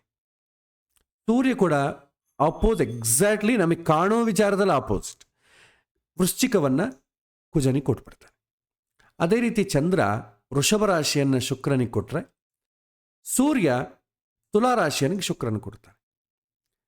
ಚಂದ್ರ ಬುಧನಿಗೆ ಮಿಥುನ ರಾಶಿ ಕೊಟ್ಟರೆ, ಸೂರ್ಯ ಕನ್ಯಾ ರಾಶಿಯನ್ನು ಮಿಥುನ ರಾಶಿ ಕೊಡ್ತಾನೆ, ಬುಧನಿಗೆ ಕೊಡ್ತಾನೆ. ಅದೇ ರೀತಿ ಚಂದ್ರ ಗುರುಗ್ರಹಕ್ಕೆ ಮೀನರಾಶಿ ಕೊಟ್ಟರೆ, ಸೂರ್ಯ ಗುರುಗ್ರಹಕ್ಕೆ ಧನುಸು ರಾಶಿ ಕೊಡ್ತಾನೆ. ಇನ್ನು ಚಂದ್ರ ಶನಿಗೆ ಮಕರ ಕುಂಭ ಇದೆರಡೂ ಕೂಡ ಶನಿ ಮನೆ. ಸೂರ್ಯ ಒಂದು ರಾಶಿ ಕೊಡ್ತಾನೆ, ಚಂದ್ರ ಒಂದು ರಾಶಿ ಕೊಡ್ತಾನೆ. ಆದರೆ ಸೂರ್ಯ ಚಂದ್ರಾದಿಗಳಿಗೆ ಇಬ್ಬರಿಗೂ ಒಂದೇ ಮನೆಗಳೇ. ಅದು ಯಾಕೆ ಒಂದೇ ಮನೆ ಅಂತಂದರೆ ಅದಕ್ಕೆ ನಾವು ಏನು ಮಾಡಲಿಕ್ಕಾಗಲ್ಲ, ಶಾಸ್ತ್ರದಲ್ಲಿ ಆ ರೀತಿ ಇದೆ. ಇನ್ನು ಡೀಪರ್ ರಿಸರ್ಚ್ ಮಾಡಿಕೊಂಡ್ರೆ ಗೊತ್ತಾಗ್ತದೇನು ಗೊತ್ತಿಲ್ಲ. ಈಗ ಸೂರ್ಯ ಚಂದ್ರರಿಗೆ ಮಾತ್ರ ಒಂದೇ ಮನೆಗಳು.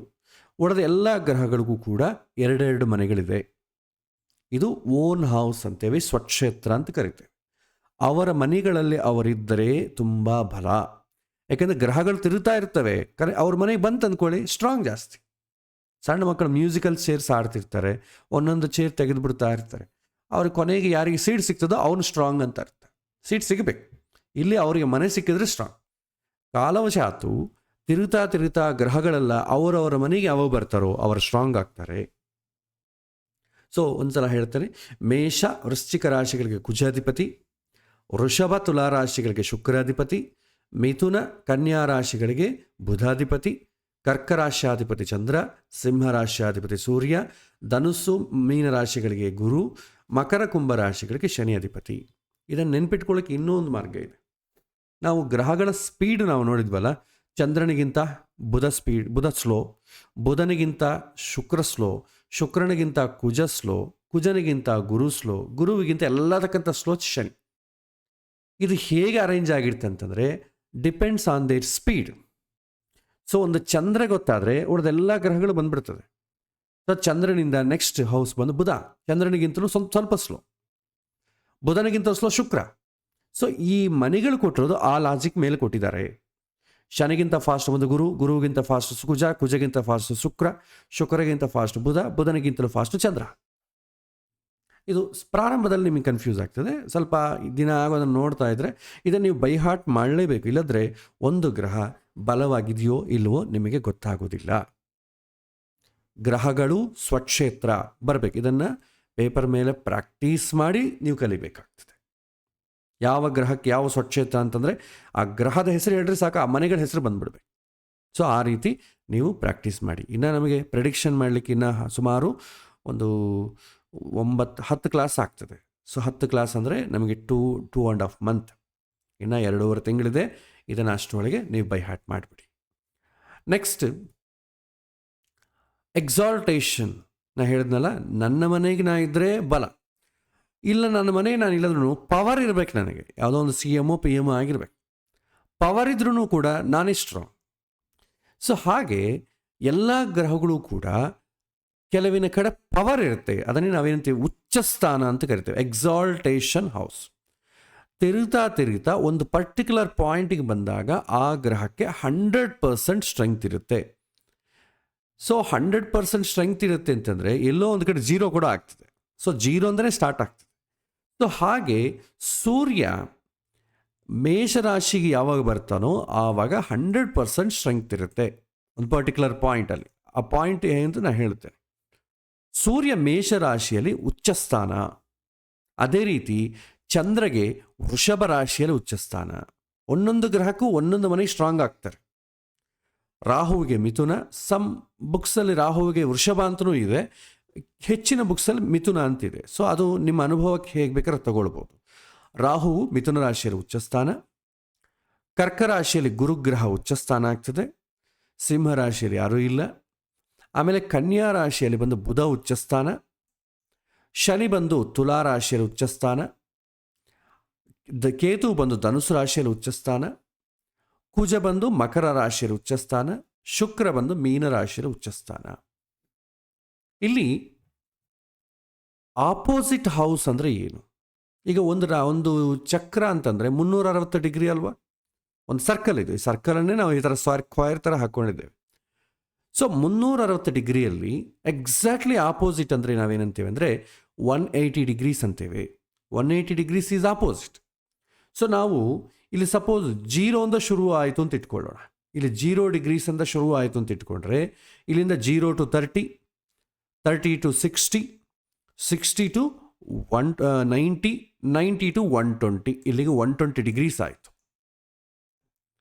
ಈ 120 ಆದಮೇಲೆ ಈ 120ಯಿಂದ ಮತ್ತೆ 150 ಪ್ಲಸ್ 30 ಆ್ಯಡ್ ಮಾಡಿ 150 ಆಯಿತು. ಇದು ಇಲ್ಲಿಗೆ 180 ಆಯಿತು. ಸೊ ಇದು ಆಪೋಸಿಟ್ ಅಂತ ಅರ್ಥ. ಇಲ್ಲಿಂದ ಇಲ್ಲಿಗೆ ಆಪೋಸಿಟ್. ಆಪೋಸಿಟ್ ಅಂದ್ರೂ ಒಂದೇ.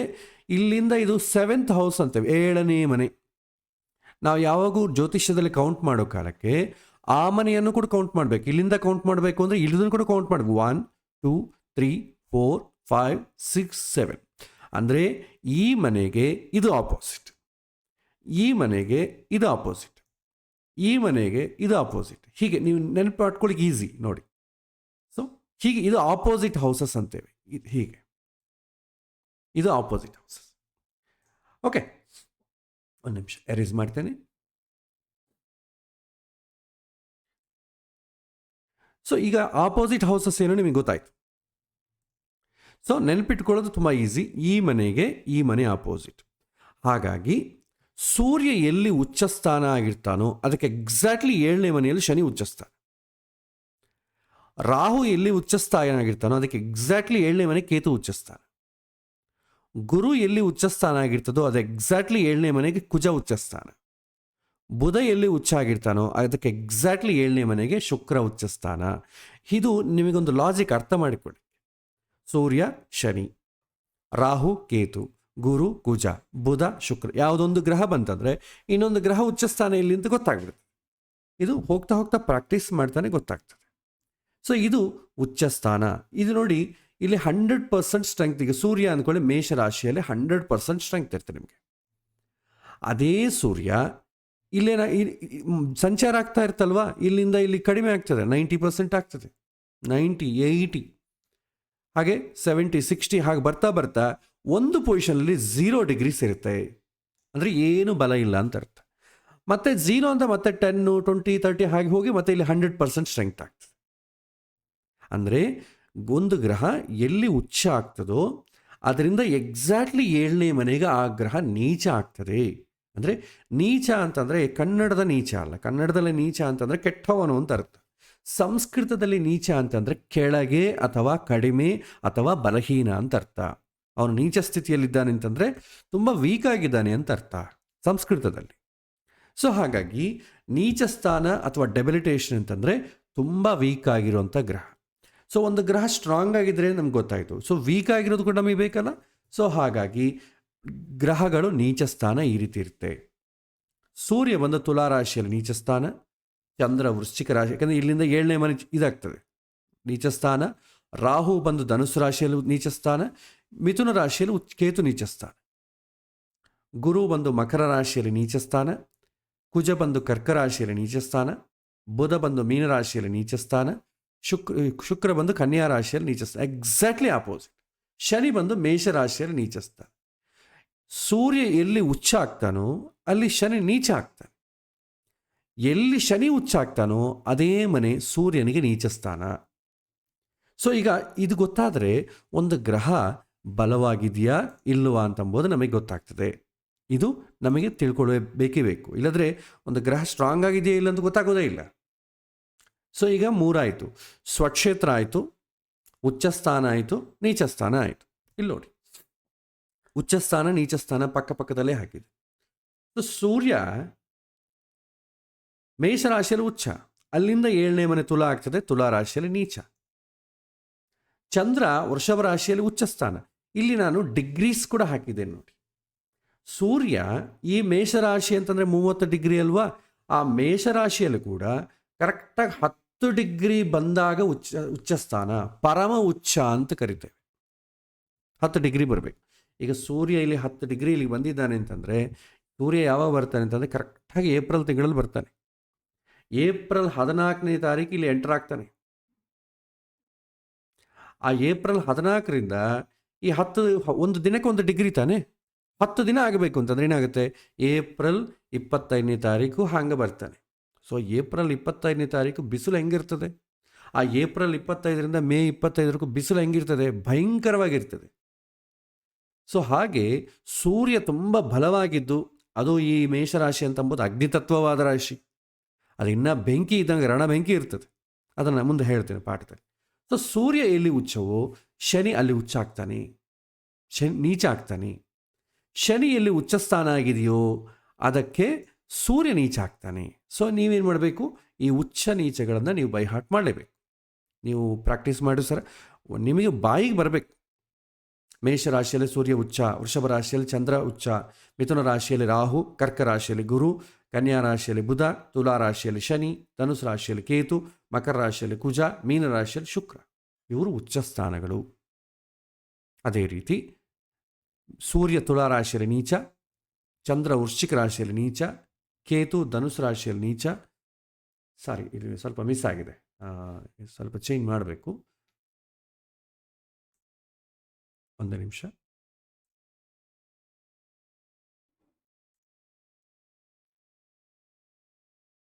ಸೊ ರಾಹುಕೇತುಗಳು ಮಿಸ್ ಆಗಿದೆ. ಸೊ ರಾಹುಕೇತುಗಳು ಹಿಂಗಾಗ್ತೇನೆ. ಸೊ ಕೇತು ಮಿಥುನ ರಾಶಿಯಲ್ಲಿ ನೀಚ, ರಾಹು ಬಂದು ಧನುಸು ರಾಶಿಯಲ್ಲಿ ನೀಚ, ಗುರು ಬಂದು ಮಕರ ರಾಶಿಯಲ್ಲಿ, ಬುಧ ಬಂದು ಮೀನ ರಾಶಿಯಲ್ಲಿ ನೀಚ ಸ್ಥಾನ. ಅಂದರೆ ಕಂಪ್ಲೀಟ್ ಝೀರೋ ಅಂತಂದರೆ ವೀಕ್ ಅಂತ ಅರ್ಥ ಮಾಡಿಕೊಳ್ಳಿ. ಸೊ ಈ ರೀತಿ ನಾವು ನೋಡ್ತೇವೆ. ಇದು ಗ್ರಹಗಳ ಉಚ್ಚಸ್ಥಾನ ಮತ್ತು ನೀಚ ಸ್ಥಾನ. ಡಿಗ್ರಿಗಳು ಒಂದೊಂದು ಕಡೆ ಒಂದೊಂದು ರೀತಿಯಲ್ಲಿರುತ್ತೆ, ತಲೆ ಕೆಡಿಸ್ಕೊಳ್ಬೇಡಿ. ಪೂರ್ತಿ ಒಂದು ಕಡೆ 0 ಅಂತ ಇರ್ತದೆ, 3 ಅಂತ ಇರ್ತದೆ, ಇನ್ನೊಂದು ಕಡೆ 4 ಇರ್ತದೆ, ಇನ್ನೊಂದು ಕಡೆ 5 ಇರ್ತದೆ. ಏನು ಟೆನ್ಷನ್ ಮಾಡಬೇಡಿ. ವೀಕ್ ಅಂದರೆ ವೀಕ್ ಅಂತ ಅರ್ಥ ಮಾಡ್ಕೊಳ್ಳಿ ಅಷ್ಟೆ. 3 ಡಿಗ್ರಿಗೂ 5 ಡಿಗ್ರಿಗೂ ಏನು ದೊಡ್ಡ ಜಾಸ್ತಿ ವ್ಯತ್ಯಾಸ ಏನೂ ಇಲ್ಲ. ಓಕೆ. ಸೊ ಇದು ನಾವು ಗ್ರಹಗಳ ಸಂಚಾರ ಮಾಡೋ ಕಾಲಕ್ಕೆ ಒಂದು ಗ್ರಹ ಬಲವಾಗಿದೆಯಾ ಬಲಹೀನವಾಗಿದೆಯಾ ಅಂತಂಬೋದು ಯಾವ ಸ್ಟ್ಯಾಂಡರ್ಡ್ ಮೇಲೆ ತಿಳ್ಕೊಳ್ತೀವಿ ಅಂದರೆ ಈ ಚಕ್ರದ ಜೊತೆ ಕಂಪೇರ್ ಮಾಡ್ತೇವೆ. ಆವಾಗ ಆ ಗ್ರಹ ಸ್ಟ್ರಾಂಗ್ ಆಗಿದೆಯಾ ಇಲ್ವಾ ಅಂತ ಗೊತ್ತಾಗ್ತದೆ. ಸಪೋಸ್ ಈಗಲೇ ಯಾವುದೋ ಒಂದು ಗ್ರಹ ಸ್ಥಿತಿ ಹಾಕೋಣ ಅಂತ ಅಂದ್ಕೊಳ್ಳೋಣ. ಈಗ ಯಾವುದೋ ಒಂದು ಚಕ್ರ ಹಾಕಿಕೊಂಡ್ರೆ ತೋರಿಸ್ತಾನೆ ನಿಮಗೆ. ಇದು ಒಂದು ಸಾಫ್ಟ್ವೇರ್, ಇದನ್ನು ನಿಧಾನಕ್ಕೆ ನಿಮಗೆ ಎಕ್ಸ್ಪ್ಲೈನ್ ಮಾಡ್ತೇನೆ. ಇದು ಬೇರೆ ಒಂದು ನಿಮಿಷ.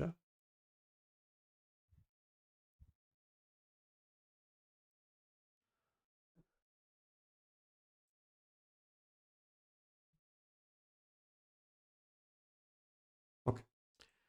ಸೊ ಇದು ಇವತ್ತಿನ ಚಕ್ರ. ಇದರಲ್ಲಿ ಯಾವುದು ಉಚ್ಚ, ಯಾವುದು ನೀಚ, ಯಾವುದನ್ನು ಸ್ವಕ್ಷೇತ್ರ ಇದೆಯಾ ಅಂತ ನೋಡಿ. ಫಸ್ಟ್ ಸೂರ್ಯನ ಸ್ವಕ್ಷೇತ್ರ ಬಂದು ಸಿಂಹರಾಶಿ, ಸೂರ್ಯ ಇಲ್ಲಿಲ್ಲ. ಮೇಷರಾಶಿ ಉಚ್ಚಸ್ಥಾನ ಇಲ್ಲ, ತುಲಾ ರಾಶಿ ನೀಚಸ್ಥಾನ ಇಲ್ಲ. ಸೂರ್ಯ ಉಚ್ಚದಲ್ಲೂ ಇಲ್ಲ, ಸ್ವಕ್ಷೇತ್ರದಲ್ಲೂ ಇಲ್ಲ, ನೀಚ ಸ್ಥಾನದಲ್ಲೂ ಇಲ್ಲ. ಸೊ ಇಲ್ಲಿ ನೋಡಿ, ಅದೇ ರೀತಿ ಯಾವುದನ್ನ ಒಂದು ಗ್ರಹ ಉಚ್ಚ ಸ್ಥಾನದಲ್ಲಿದೆಯಾ ಅಂತಂದರೆ ನೀವು ಕಂಪೇರ್ ಮಾಡಿದಾಗ ಇಲ್ಲಿ ನೋಡಿ, ಚಂದ್ರ ನೋಡಿ, ತನ್ನ ಮನೆ ಅಲ್ಲ, ಉಚ್ಚ ಸ್ಥಾನ ಅಲ್ಲ, ನೀಚ ಸ್ಥಾನ ಅಲ್ಲ. ಕುಜ ತನ್ನ ಮನೆ ಅಲ್ಲ, ಉಚ್ಚ ಸ್ಥಾನ ಅಲ್ಲ, ನೀಚ ಸ್ಥಾನ ಅಲ್ಲ. ಕೇತು ಇದು ಅಷ್ಟೇ, ಗುರು ಅಷ್ಟೇ, ಬುಧನೂ ಅಷ್ಟೇ, ಸೂರ್ಯನೂ ಅಷ್ಟೇ, ಶನಿ ತನ್ನ ಮನೆ ತಾನಿದ್ದ, ಇದು ಅವನ ಮನೆ, ಹಿ ಈಸ್ ವೆರಿ ಸ್ಟ್ರಾಂಗ್. ಶುಕ್ರ ನೋಡಿ, ಇದು ಶುಕ್ರನ ಉಚ್ಚಸ್ಥಾನ, ಇದು ಸ್ಟ್ರಾಂಗ್. ಸೊ ಈ ರೀತಿ ಉಚ್ಚಸ್ಥಾನ ನಾವು ಜಾತಕವನ್ನು ನೋಡಿ ಯಾವ ಗ್ರಹ ಸ್ಟ್ರಾಂಗ್ ಇದೆ, ಯಾವ ಗ್ರಹ ವೀಕ್ ಇದೆ ಅಂತ ನೀವು ತಿಳ್ಕೊಳ್ಬೇಕಾದ್ರೆ ಖಂಡಿತವಾಗಿ ಇದು ನಮಗೆ ಬಂದಿರಬೇಕು. ಇಲ್ಲದ್ರೆ ಜಾತಕವನ್ನು ನೋಡಿದ ತಕ್ಷಣ ಗ್ರಹ ಬಲವಾಗಿದೆಯಾ ಬಲಹೀನವಾಗಿದೆಯಾ ನಮಗೆ ಗೊತ್ತಾಗಲ್ಲ. ಸೊ ಇದು ಕಂಪಲ್ಸರಿ ಪ್ರಾಕ್ಟೀಸ್ ಮಾಡಬೇಕಾದ ವಿಚಾರ. ನೆಕ್ಸ್ಟ್, ಇದರ ಜೊತೆ ಕೆಲವಿನ ಅಡಿಷ್ನಲ್ ರಾಶಿ ವಿಷಯಗಳು ಕೂಡ ನಾವು ತಿಳ್ಕೊಳ್ತೇವೆ. ಯಾಕೆಂದರೆ ಕೆಲವಿನ ಪ್ರಶ್ನೆಗಳು ಕೇಳುವಾಗ ನಾವು ಅದನ್ನು ತಿಳ್ಕೊಳ್ಬೇಕು ಅಂತಂದರೆ ಇದು ಬೇಕೇ ಬೇಕು. ಸಪೋಸ್ ಫಸ್ಟ್ ಎಕ್ಸ್ಪ್ಲೈನ್ ಮಾಡ್ತೇವೆ. ನಮಗೆ 3 ಥರ ಸ್ವಭಾವಗಳಿರ್ತದೆ. ಇದು ರಾಶಿಗಳ ಸ್ವಭಾವ, ಗ್ರಹಗಳ ಸ್ವಭಾವ ಅಲ್ಲ. ಪ್ರತಿಯೊಂದು ರಾಶಿಗೂ ಕೂಡ 3 ಥರ ಸ್ವಭಾವ ಇರುತ್ತೆ. ಚರ, ಸ್ಥಿರ, ಉಭಯಚರ ಅಥವಾ ದ್ವಿಸ್ವಭಾವ. ಚರ ಅಂತಂದರೆ ಮೂವಬಲ್, ಸ್ಥಿರ ಅಂತಂದರೆ ಫಿಕ್ಸ್ಡ್, ಉಭಯ ಅಂತಂದರೆ ಕಾಮನ್. ಈ ರೀತಿ ನಾವು ನೋಡ್ತೇವೆ. ಮೇಷರಾಶಿ ಚರರಾಶಿ, ವೃಷಭ ರಾಶಿ ಸ್ಥಿರ ರಾಶಿ. ಯಾವಾಗ ಬೇಕಾಗ್ತದೆ ಇದು ನಾವು ಯಾಕೆ ತಿಳ್ಕೊಳ್ಬೇಕು ಅಂತಂದರೆ ಒಂದು ಎಕ್ಸಾಂಪಲ್ ಕೊಡ್ತೇನೆ. ಈಗ ನಾನೊಂದು ಗಾಡಿಯನ್ನು ಪರ್ಚೇಸ್ ಮಾಡಬೇಕು. ಗಾಡಿಯನ್ನು ಪರ್ಚೇಸ್ ಮಾಡ್ಕೊಂಡು ಬಂದಿದೆ. ಫಸ್ಟ್ ರೈಡ್ ಅಂತ ಮಾಡ್ತೇವೆ, ದೇವಸ್ಥಾನದಲ್ಲೋ ಎಲ್ಲೋ ಒಂದು ಕಡೆ ಪೂಜೆ ಮಾಡಿಸ್ತೇವೆ, ಫಸ್ಟ್ ರೈಡ್. ಸೊ ಆ ಸಮಯದಲ್ಲಿ ನಾವು ಯಾಕೆ ಗಾಡಿ ಯಾಕೆ ಬಳಸ್ತೇವೆ, ಚಲನೆ ಮಾಡ್ತಾ ಇರಬೇಕು, ಅದನ್ನು ಉಪಯೋಗಿಸಿಕೊಳ್ಳಬೇಕು. ಸೊ ಚರ ಲಗ್ನದಲ್ಲಿ ನಾವೇನಾದರೂ ವಾಹನವನ್ನು ಅಧಿರೋಹಣೆ ಮಾಡಿದರೆ ಆ ಗಾಡಿ ನಿಮಗೆ ಉಪಯೋಗಕ್ಕೆ ಬರ್ತದೆ. ಸ್ಥಿರ ಲಗ್ನ ಮಾಡಿದರೆ ಗಾಡಿ ನಾವು ತೊಗೊಂಡು ಹೋಗ್ತೇವೆ, ಮನೆಗೆ ತುಂಬ ಸಮಯದಲ್ಲಿ ಅದನ್ನು ಯಾರೂ ಬಳಸಲ್ಲ, ಮೂಲೆಗೆ ಇಟ್ಟಿರ್ತಾರೆ. ಇದು ಒಂದು ಎಕ್ಸಾಂಪಲ್. ಎರಡನೇದು, ಕೆಲವಿನ ಜನ ಭೂಮಿ ಪೂಜೆ ಅಂತ ಮಾಡ್ತಾರೆ, ಶಂಕುಸ್ಥಾಪನೆ ಅಂತ ಮಾಡ್ತಾರೆ. ಆ ಶಂಕುಸ್ಥಾಪನೆ ಮಾಡಿದ ಮೇಲೆ ಬಹಳ ಜನ ಕೆಲಸವೇ ಮುಂದಕ್ಕೆ ಹೋಯೋದೇ ಇಲ್ಲ. ಯಾರೋ ಮೇಸ್ತ್ರಿಗಳು ಬರೋದಿಲ್ಲ, ಕೂಲಿಗಳು ಸಿಗೋದಿಲ್ಲ, ಕಾಂಟ್ರಾಕ್ಟರ್ ಡಿಲೇ ಮಾಡಿದ, ಬೇರೆ ಬೇರೆ ದುಡ್ಡು ಅಡ್ಜಸ್ಟ್ ಆಗಲಿಲ್ಲ, ಸಾಲ ಆಯಿತು. ಸೊ ಸ್ಟಾರ್ಟ್ ಮಾಡಿ ನಿಂತೋಗ್ತಾ ಇರುತ್ತೆ. ಯಾಕೆ ಅಂತಂದರೆ ಶಂಕುಸ್ಥಾಪನ ಮುಹೂರ್ತ ನಾವು ಸ್ಥಿರ ಲಗ್ನದಲ್ಲಿಟ್ಟರೆ, ಸ್ಥಿರ ಅಂತಂದರೆ ಒಂದೇ ಕಡೆ ಇರೋದು, ಎಲ್ಲಿದೆಯೋ ಅಲ್ಲೇ ಇರ್ತದೆ ಕೆಲಸ.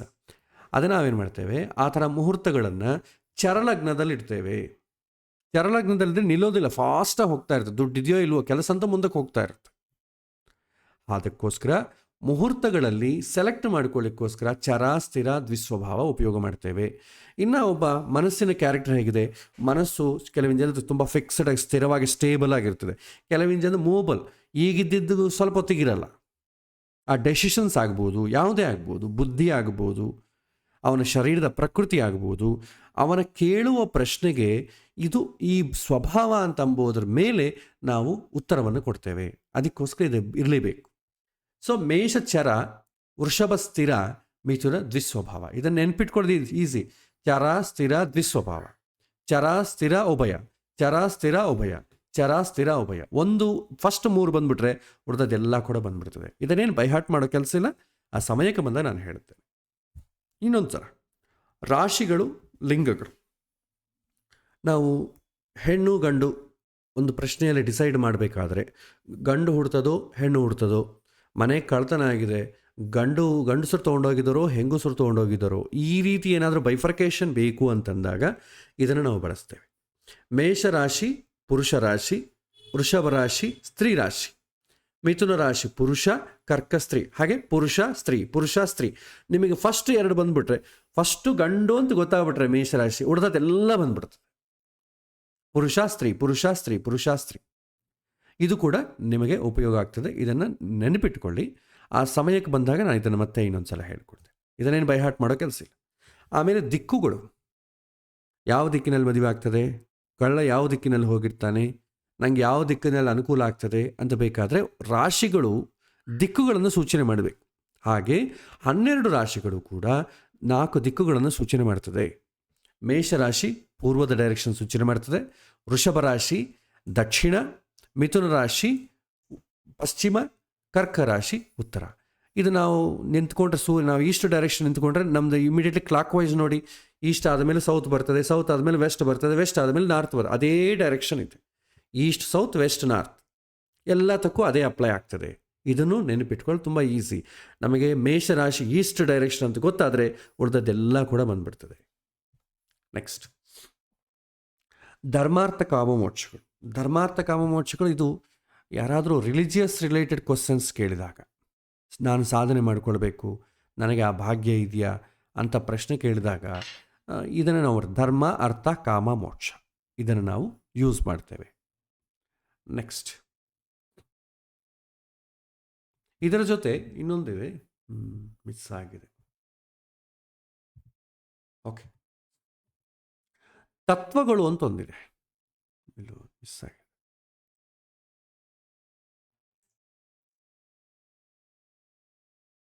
ಓಕೆ, ಸ್ಲೈಡ್ ಮಿಸ್ ಆಗಿದೆ.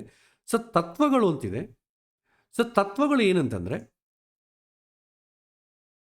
ಅಗ್ನಿತತ್ವ, ವಾಯುತತ್ವ, ಜಲತತ್ವ, ಆಮೇಲೆ ಭೂತತ್ವ, ಈ ಥರದ್ದು ನಿಮಗೆ ತತ್ವಗಳಿದೆ.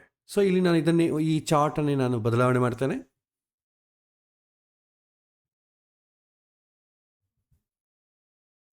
ಈಗ ನೋಡಿ, ಮೇಷರಾಶಿ ಧರ್ಮಕ್ಕೆ ಸಂಬಂಧಪಟ್ಟ ಮನೆಗಳು ಏನೇನಿದೆ ಅವೆಲ್ಲ ಕೂಡ ಅಗ್ನಿತತ್ವವಾದ ರಾಶಿಗಳು, ಫೈರ್. ಅದೇ ರೀತಿ ಈ ಅರ್ಥಕ್ಕೆ ಸಂಬಂಧಪಟ್ಟದ ರಾಶಿಗಳು ಏನೇನಿದೆ ಅದೆಲ್ಲ ಕೂಡ ನಿಮಗೆ ಭೂತತ್ವವಾದ ರಾಶಿಗಳು, ಭೂಮಿ ಅಂತ ಹೇಳ್ತೇವೆ. ಇದು ಯಾಕೆ ಉಪಯೋಗ ಮಾಡ್ತೀನಿ ಅಂತ ನಾನು ಹೇಳ್ತೇನೆ. ಆಮೇಲೆ ಕಾಮಕ್ಕೆ ಸಂಬಂಧಪಟ್ಟದ್ದು, ಕಾಮ ಗಾಳಿ ಎರಡೂ ಒಂದೇ.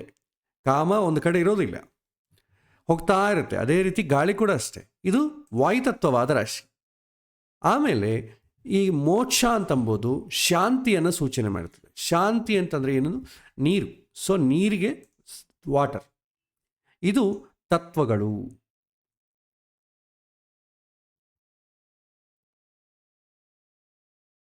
ಓಕೆ, ಈಗ ನಾವು ಬರೋಣ. ಯಾಕೆ ಬೇಕಾಗ್ತದೆ ಇದು ಅಂತಂದರೆ, ಇದು ಇಂಡಿವಿಜುವಲ್ ಆಗಿ ನಾವು ನೋಡಬೇಕಾದ್ರೆ ಕೆಲವೊಂದು ಜನ ಬ್ಲ್ಯಾಕ್ ಮ್ಯಾಜಿಕ್ ಮಾಡ್ತಿದ್ರು ಹಳೆ ಕಾಲ, ಈಗ ಯಾರೂ ಇಲ್ಲ, ಹಿಂದೆ ಮಾಡ್ತಿದ್ರು. ಬ್ಲ್ಯಾಕ್ ಮ್ಯಾಜಿಕ್ ಮಾಡಿ ಏನೋ ಒಂದು ಗೊಂಬೆಯನ್ನು ಒಂದು ವಸ್ತುವನ್ನು ಆವಾಹನ ಮಾಡಿ ಅವ್ರ ಮನೆಗೆಲ್ಲೋ ಇಟ್ಟಿರ್ತಾರೆ. ಅದು ಎಲ್ಲಿಟ್ಟಿದ್ದಾರೆ? ಫೈರ್ ಅಂತಂದರೆ ಅಡುಗೆ ಮನೆಗೆ ಇಟ್ಟಿದ್ದಾರೆ, ಅರ್ತ್ ಅಂತಂದರೆ ಭೂಮಿ ಅಂತಂದರೆ ಭೂಮಿಯೊಳಗೆ ಹೂತಿಟ್ಟಿದ್ದಾರೆ, ಗಾಳಿ ಅಂತಂದರೆ ಎತ್ತರದಲ್ಲಿ ಇಟ್ಟಿದ್ದಾರೆ, ಜಲ ಅಂತಂದರೆ ನೀರಿನೊಳಗೆ ಇಟ್ಟಿದ್ದಾರೆ, ಬಾವಿಯಲ್ಲಿ ಇಟ್ಟಿದ್ದಾರೆ ಅಂತ ಅರ್ಥ. ಅಥವಾ ಒಂದು ವಸ್ತು ಬಚ್ಚಿಟ್ಟಿದ್ದಾನೆ, ಆ ವಸ್ತು ಎಲ್ಲಿ ಸಿಗಬಹುದು ಅಂತಂಬೋದಕ್ಕೂ ಈ ತತ್ವಗಳಿಂದ ನಮಗೆ ಗೊತ್ತಾಗ್ತದೆ. ಆಮೇಲೆ ನೀರು ಬೀಳುತ್ತಾ ಇಲ್ವಾ, ನಾವು ಬೋರ್ ಹಾಕ್ತಾ ಇದ್ದೀವಿ, ನೀರು ಬೀಳುತ್ತಾ ಇಲ್ವಾ ಅಂತಂದರೆ ಆ ಸಮಯದಲ್ಲಿ ಆ ಲಗ್ನ ಯಾವ ಲಗ್ನವನ್ನು ಬಳಸ್ತಿದ್ದಾನೆ, ನೀರಿರುವಂಥ ಲಗ್ನವನ್ನು ಬಳಸ್ತಾ ಇದ್ದಾನ ಇಲ್ವಾ ಅಂತಂಬೋದ್ರ ಮೇಲೆ ಹೋಗ್ತದೆ. ಇನ್ನು ಮುಖ್ಯವಾಗಿ ಇದನ್ನು ಸಂಹಿತೆಯಲ್ಲಿ ಬಳಸ್ತೇವೆ, ಇಲ್ಲಿ ಬಳಸಲ್ಲ. ಒಂದು ಗ್ರಹಣ ಬಂತು ಅಂದ್ಕೊಳ್ಳೋಣ, ಗ್ರಹಣ ಯಾವ ತತ್ವವಾದಂಥ ರಾಶಿಯಲ್ಲಿ ಬಂದಿದೆ ಅಂತಂದಾಗ, ಈಗ ಭೂತತ್ವವಾದ ರಾಶಿಯಲ್ಲಿ ಗ್ರಹಣ ಆಯಿತು, ಒಂದು ವೇಳೆ ಪ್ರಳಯ ಸೂಚನೆ ಮಾಡ್ತಾ ಇದೆ ಅಂತಂದರೆ ಭೂಕಂಪಗಳು ಬರ್ತದೆ. ವಾಯುತತ್ವವಾದರೆ ಟೊರ್ನಡೋಸ್, ಇಲ್ಲಿ ನಮ್ಮ ಇಂಡಿಯಲ್ಲಿ ಬರಲ್ಲ, ನಿಮ್ಮ ವಿದೇಶದಲ್ಲಿ ಬರ್ತದೆ, ತುಫಾನು, ಗಾಳಿ ತುಫಾನು ಅಂತೇಳಿ. ಸೊ ಆ ರೀತಿ ಗಾಳಿ ವಾಯುತತ್ವ ರಾಶಿಯಲ್ಲಿ ಅದೇನಾದರೂ ಕಾನ್ಸಂಟ್ರೇಷನ್ ಆದರೆ ಆ ರೀತಿಯ ಟೊರ್ನಡೋಸ್ ಬರುತ್ತೆ. ಜಲತತ್ವವಾದ ರಾಶಿ ಆದರೆ ಫ್ಲಡ್ಸ್ ಬರುತ್ತೆ. ಅದೇ ಅಗ್ನಿತತ್ವವಾದ ರಾಶಿ ಆದರೆ ಫೈರ್ ಆಕ್ಸಿಡೆಂಟ್ಸ್, ಸೊ ಕಾರ್ ಚಿಚ್ಚು, ಈ ಥರ ಬರ್ತದೆ. ಸೊ ಇದನ್ನು ತಿಳ್ಕೊಳ್ಳೋಕ್ಕೆ ನಮಗೆ ಈ ತತ್ವಗಳನ್ನು ಬಳಸ್ತೇವೆ. ಇದೆಲ್ಲ ಕೂಡ ನಿಮಗೆ ಸ್ವಲ್ಪ ಡೀಪಾಗಿ ಹೋಗ್ಲಿಕ್ಕೆ ಬೇಕಾಗ್ತದೆ, ಬಟ್ ಇದು ಬೇಸಿಕ್ಸಲ್ಲಿ ಇದಾದ ಕಾರಣ ನಿಮಗೆ ನಾನು ಹೇಳ್ತಾ ಇದ್ದೆ. ಅದಾದಮೇಲೆ ನೆಕ್ಸ್ಟು ಗ್ರಹಗಳು. ಈಗ ನಮಗೆ ಸ್ವಕ್ಷೇತ್ರ ಗೊತ್ತಾಯಿತು, ನಮಗೆ ಉಚ್ಚ ಸ್ಥಾನ ಗೊತ್ತಾಯಿತು, ನೀಚ ಸ್ಥಾನ ಗೊತ್ತಾಯಿತು. ಈಗ ನಾವು ಮಿತ್ರನ ಮನೆಗೆ ಹೋದಾಗ ನಾವು ಹೇಗಿರ್ತೇವೆ, ಸ್ನೇಹಿತನ ಮನೆಗೆ ಹೋದರೆ ಹೇಗಿರ್ತೇವೆ, ಅದೊಂದು ಬೇಕಲ್ವಾ ಬಲಕ್ಕೆ. ಅದಕ್ಕೆ ಒಂದು ದೊಡ್ಡ ಕ್ಯಾಲ್ಕುಲೇಷನೇ ಇದೆ, ಅದಕ್ಕೂ ಕಂಪ್ಲೀಟ್ ಅದು ಕವರ್ ಮಾಡಲಿಕ್ಕೆ ಒಂದು ಕ್ಲಾಸೇ ಬೇಕಾಗ್ತದೆ. ಈ ಬೇಸಿಕ್ಸಲ್ಲಿ ಒಂದು ದಿನ ಅದನ್ನು ಹೇಳ್ತೇವೆ. ಬಟ್ ಅದನ್ನೆಲ್ಲ ಸಂಕ್ಷಿಪ್ತವಾಗಿ ನೀವು ನೋಡಿದ್ರೆ, ಸಂಕ್ಷಿಪ್ತವಾಗಿ ನಾವು ಗ್ರಹಗಳನ್ನೆಲ್ಲ ಕೂಡ 2 ಟೀಮ್ ಮಾಡಿದರೆ, ಒಂದು ಎ ಟೀಮ್ ಅಂದ್ಕೊಳ್ಳಿ, ಇದು ಎ ಟೀಮ್ ಅಂದ್ಕೊಳ್ಳಿ, ಎ ಟೀಮ್, ಇದು ಬಿ ಟೀಮ್ ಮಾಡಿದರೆ, ಗುರುವಿನ ಟೀಮಲ್ಲಿ ಗುರು, ದೇವಗುರುವಾದಂಥ ಬೃಹಸ್ಪತಿ ಟೀಮಲ್ಲಿ ಸೂರ್ಯ, ಚಂದ್ರ, ಕುಜ, ಕೇತು, ಈ 4 ಜನ ಇದ್ದಾನೆ ಅಂತ ಅಂದ್ಕೊಳ್ಳೋಣ, 5 ಜನ. ಶುಕ್ರನ ರಾಕ್ಷಸ ಗುರುವಾದಂಥ ಶುಕ್ರನ ಟೀಮಲ್ಲಿ ಶುಕ್ರ, ಶನಿ, ಬುಧ, ರಾಹು. ಇದು ಓನ್ಲಿ ಅಪ್ರಾಕ್ಸಿಮೇಟ್ಲಿ, ಇದು ಬದಲಾಗ್ತದೆ. ಮತ್ತೆ ಅಪ್ರಾಕ್ಸಿಮೇಟ್ಲಿ ನೀವು ನೆನಪಿಟ್ಕೊಳ್ಬೇಕಾದ್ರೆ ಅಂದರೆ ಇದು 2 ಟೀಮ್ಗಳಿದೆ. ಸೊ ಏನಾಗ್ತದೆ, ಈ ಗ್ರೂಪಲ್ಲಿರೋರು ಒಬ್ರಿಗೊಬ್ಬರು ಮಿತ್ರ ಆಗ್ತಾರೆ ಅಂತ ಅಂದ್ಕೊಳ್ಳಿ. ಪ್ರತಿಯೊಬ್ಬರು ಅವರ ಗ್ರೂಪಲ್ಲೇ ಇರೋರ ಜೊತೆ ಮಿತ್ರ, ಬೇರೆ ಗ್ರೂಪಲ್ಲಿರೋ ಜೊತೆ ಶತ್ರು ಅಂತ ಬರ್ತದೆ. 60%, ನಾಟ್ 100%. ಅದಕ್ಕೆ ಕ್ಯಾಲ್ಕುಲೇಷನ್ ಮಾಡಿದ ಮೇಲೆ ನಿಮಗೆ ಇದರ ಎಕ್ಸಾಕ್ಟ್ಲಿ ಏನು ಅಂತ ಗೊತ್ತಾಗ್ತದೆ. ಆದರೆ ಇವಾಗ ನಮಗೆ ತಿಳ್ಕೊಳ್ಬೇಕು ಸಂದರ್ಭ ಆದ ಕಾರಣ ಸ್ವಲ್ಪ ಅಪ್ರಾಕ್ಸಿಮೇಟ್ಲಿ ನಾನು ಹೇಳ್ತೀನಿ. ಸೊ ಗುರು ಶುಕ್ರ ಇವರಿಬ್ಬರು ಶತ್ರುಗಳಾಗ್ತಾರೆ. ಸೂರ್ಯ ಶನಿ ಶತ್ರುಗಳಾಗ್ತಾರೆ. ಬುಧ ಚಂದ್ರ ಶತ್ರುಗಳಾಗ್ತಾರೆ. ಕುಜ ರಾಹು ಶತ್ರುಗಳಾಗ್ತಾರೆ. ಸಮ್ಟೈಮ್ಸ್ ಕುಜ ಕೇತು ಕೂಡ ಶತ್ರುವೇ, ಸಮ್ ಸ್ಪೆಷಲ್ ಕಂಡೀಷನ್ಸ್. ಸೊ ಹೀಗೆ ಗುರುವಿನ ಮನೆಯಲ್ಲಿ ಏನಾದರೂ ಶುಕ್ರ ಇದ್ದಂತ ಅಂದ್ಕೊಳ್ಳಿ, ಆವಾಗ ಏನಾಗ್ತದೆ, ಶುಕ್ರ ಶತ್ರುವಿನ ಮನೆಗಿದ್ದಾನೆ. ಸೂರ್ಯನ ಮನೆಯಲ್ಲಿ ಸಿಂಹರಾಶಿಯಲ್ಲಿ ಏನಾದರೂ ಶನಿ ಇದ್ದಾನೆ ಅಂತ ಅಂದ್ಕೊಳ್ಳಿ, ಶತ್ರುವಿನ ಮನೆಗಿದ್ದಾನೆ, ಅಂದರೆ ಇವನು ಕಂಫರ್ಟಬಲ್ ಇಲ್ಲ ಅಂತ ಅರ್ಥ. ಶತ್ರುಗಳ ಮನೆಗಿದ್ದಾರೆ ಅಂತಂದರೆ ಕಂಫರ್ಟ್ ಇಲ್ಲ. ನಾವು ಹೇಗೆ ನಮ್ಮ ಶತ್ರುಗಳ ಮನೆಗಿದ್ದೆ ಕಂಫರ್ಟ್ ಇರಲ್ವೋ, ಆ ಗ್ರಹಗಳು ಕೂಡ ಶತ್ರು ಸ್ಥಾನದಲ್ಲಿ ಇದ್ದರೆ ಆ ಗ್ರಹಗಳು ನಮಗೆ ಏನು ತಿಳಿಸ್ಬೇಕು ಅಂದ್ಕೊತಾ ಇದೆಯೋ ಆ ವಿಷಯಗಳೆಲ್ಲ ಯಾವುದು ಕಂಫರ್ಟ್ ಇರಲ್ಲ ಅಂತ ಅರ್ಥ. ಸೊ ಇದು ತಿಳ್ಕೊಳ್ಳಿಕ್ಕೆ ಇದು ಸಂಕ್ಷಿಪ್ತವಾದಂಥ ಒಂದು ವಿಷಯ. ಸೊ ಇದು ನೆನಪು, ಗುರು ಸೂರ್ಯ ಚಂದ್ರ ಕುಜ ಕೇತು ಇವರೊಂದು ವಿಭಾಗ, ಶುಕ್ರ ಶನಿ ಬುಧ ರಾಹು ಇವರೊಂದು ವಿಭಾಗ. ಇದು ಅರ್ಥ ಮಾಡ್ಕೊಳ್ಳಿಕ್ಕೆ ಮಾತ್ರ ನೀವು ಮಾಡ್ಕೊಳ್ಳಿ, ಅದನ್ನು ಬೈಹಾಟ್ ಏನು ಮಾಡಬೇಡಿ, ಕ್ಯಾಲ್ಕುಲೇಷನ್ ಬೇರೆ ಬರ್ತದೆ. ಸೊ ಹೀಗೆ ನಾವು ಒಂದು ಗ್ರಹ ಬಲವಾಗಿದೆಯಾ ಇಲ್ಲವಂತ ತಿಳ್ಕೊಳ್ಬೇಕಾದ್ರೆ ಒಂದೇ ಸ್ವಕ್ಷೇತ್ರದಲ್ಲಿರಬೇಕು, ಅಥವಾ ಮಿತ್ರಕ್ಷೇತ್ರದಲ್ಲಿರಬೇಕು, ಅಥವಾ ಉಚ್ಚ ಸ್ಥಾನದಲ್ಲಿರಬೇಕು. ಹೀಗಿದ್ದರೆ ಆ ಗ್ರಹ ಸ್ಟ್ರಾಂಗ್ ಆಗಿದ್ದಾಗೆ. ಯಾವಾಗ ವೀಕ್ ಆಗ್ತದೆ, ನೀಚ ಸ್ಥಾನದಲ್ಲಿದ್ದರು ಅಥವಾ ಶತ್ರು ಕ್ಷೇತ್ರದಲ್ಲಿದ್ದರು, ಆ ಗ್ರಹ ಅಸ್ತಂಗತನಾಗಿದ್ದರೂ ವೀಕ್ ಆಗ್ತದೆ. ಸೊ ಸ್ಟ್ರಾಂಗು ವೀಕು ನಾವು ತಿಳಿದಿಟ್ಕೊಳ್ಬೇಕು. ಸೊ ಇದರ ಅಂಗವಾಗಿ ನಾವು ಮಾಡಬೇಕಾದೇನಂತಂದರೆ ಪ್ರಾಕ್ಟೀಸ್. ಇವತ್ತಿನ ಕ್ಲಾಸ್ ಇನ್ನೂ ನಿಮಗೆ 1 ವೀಕ್ ಗ್ಯಾಪ್ ಇದೆ, ಅದ ಕಾರಣ ಈ 1 ವೀಕಲ್ಲಿ ನೀವು ಮಾಡಬೇಕಾದೇನೆಂದರೆ ರಾಶಿಗಳ ಹೆಸರನ್ನು ನೀವು ಆರ್ಡ್ರನ್ನು ನೆನಪಿಟ್ಕೊಳ್ಳಿ. ಗ್ರಹಗಳು ಸ್ವಕ್ಷೇತ್ರ, ಗ್ರಹಗಳು ಉಚ್ಚಸ್ಥಾನ, ಗ್ರಹಗಳು ನೀಚಸ್ಥಾನ, ಇದನ್ನು ಕಂಪ್ಲೀಟ್ ಬೈಹಾಟ್ ಮಾಡಿ. ಆ ಚಕ್ರಗಳನ್ನು ನೀವು ಒಂದು ಪುಸ್ತಕ ಇಟ್ಕೊಂಡು ಒಂದು 4-5 ಸಲ ಬರೆದ್ರೆ ಬಂದುಬಿಡ್ತದೆ. 4-5 ಸಲ ಬರಿಬೇಕು, ಅದನ್ನು ನೋಡ್ಲಂಗೆ ಬಾಯಿಂದ ಹೇಳಲಿಕ್ಕೆ ಬರಬೇಕು. ಇದು ಪ್ರಾಕ್ಟೀಸ್ ಮಾಡಿದರೆ ಜ್ಯೋತಿಷ್ಯನಿಗೆ ಬೇಕಾದರೆ ಫಸ್ಟ್ ಇದೆ ಒಂದು ಗ್ರಹ ಬಲವಾಗಿದೆಯಾ ಇಲ್ವಂತ ತಿಳ್ಕೊಳ್ಬೇಕು. ಸೊ ಅದಕ್ಕೆ ಇದು ಈ ಕ್ಲಾಸ್ ತುಂಬ ನಿಮಗೆ ಹೆಲ್ಪ್ ಆಗ್ತದೆ. ನೆಕ್ಸ್ಟ್ ಈ ರೀತಿ ಪ್ರಾಕ್ಟೀಸ್ ಮಾಡಿ. ಸೊ ಪ್ರಾಕ್ಟೀಸ್ ಮಾಡಿದಾಗೆ ನಿಮಗೆ ಅದು ಯಾವತ್ತಿನ ಕ್ಲಾಸ್ ಅವತ್ತು ಪ್ರಾಕ್ಟೀಸ್ ಮಾಡಿಬಿಟ್ರೆ ಮುಂದೆ ಬರೋ ಕ್ಲಾಸ್ಗಳು ತುಂಬ ಈಸಿಯಾಗಿ ಅರ್ಥ ಆಗಿಬಿಡ್ತದೆ. ಸೊ ನಿಮಗೆ 1 ವೀಕ್ ಟೈಮ್ ಇದೆ. ಸೊ ನೆಕ್ಸ್ಟ್ ವೀಕ್ ಕೂಡ ಬೇಕಿಲ್ಲ, ಈ ಬೇಸಿಕ್ಸ್ ಆಗೋ ಒಳಗೆ ನೀವು ಈ ಉಚ್ಚಸ್ಥಾನ ನೀಚಸ್ಥಾನ ಬಂದುಬಿಟ್ರೆ ನಿಮಗೆ ತಿಳ್ಕೊಳ್ಳೋದು ತುಂಬ ಈಸಿ ಆಗ್ತದೆ. ಈಗ ನೋಡಿ, ಉಚ್ಚಸ್ಥಾನ ನೀಚಸ್ಥಾನ ನಿಮಗೆ ಕೆಲವೊಂದು ಎಕ್ಸಾಂಪಲ್ಸ್ ಕೂಡ ಹೇಳ್ಬೋದು. ಇಲ್ಲಿ ನೋಡಿ ಹೇಳ್ತೇನೆ, ಇಲ್ಲಿ ನೋಡಿ, ಗ್ರಹಗಳ ಉಚ್ಚಸ್ಥಾನ ನೀಚಸ್ಥಾನ ನೋಡಿ. ಶುಕ್ರ ಎಲ್ಲಿ ಉಚ್ಚಾಗಿದ್ದಾನೆ ನೀವು ನೋಡ್ಬೋದು. ಗುರುವಿನ ಮನೆ, ಇದು ಗುರುವಿನ ಮನೆ, ಇದು ಗುರುವಿನ ಮನೆಗೆ ಶುಕ್ರ ಉಚ್ಚಸ್ಥಾನ ಆಗಿದ್ದಾನೆ. ಶುಕ್ರ ಉಚ್ಚಸ್ಥಾನ ಅಂದ್ರೆ ಏನು, ತುಂಬ ಪವರ್ಫುಲ್ ಅಲ್ವಾ? ಪವರ್ಫುಲ್ಲಾಗೂ ಇದ್ದಾನೆ, ಶತ್ರುವಿನ ಮನೆಗೂ ಇದ್ದಾನೆ. ಅರ್ಥ ಏನು, ಯಾವ್ದು ತಗೊಳ್ಬೇಕು ಅಂತಂದಾಗ ಶುಕ್ರ ಬಂದು ಪವರ್ಫುಲ್ಲೇ. ಶುಕ್ರ ಬಂದು ಲೌಕಿಕವಾದಂಥ ಎಲ್ಲ ಕಂಫರ್ಟ್ಸನ್ನು ಕೊಡ್ತಾನೆ. ಯಾವಾಗ ಶುಕ್ರ ಮಹಾದಶ ಬರ್ತಪ್ಪ ಅಂತ ಎಲ್ಲರೂ ಕಾಯ್ತಾ ಇರ್ತಾರೆ.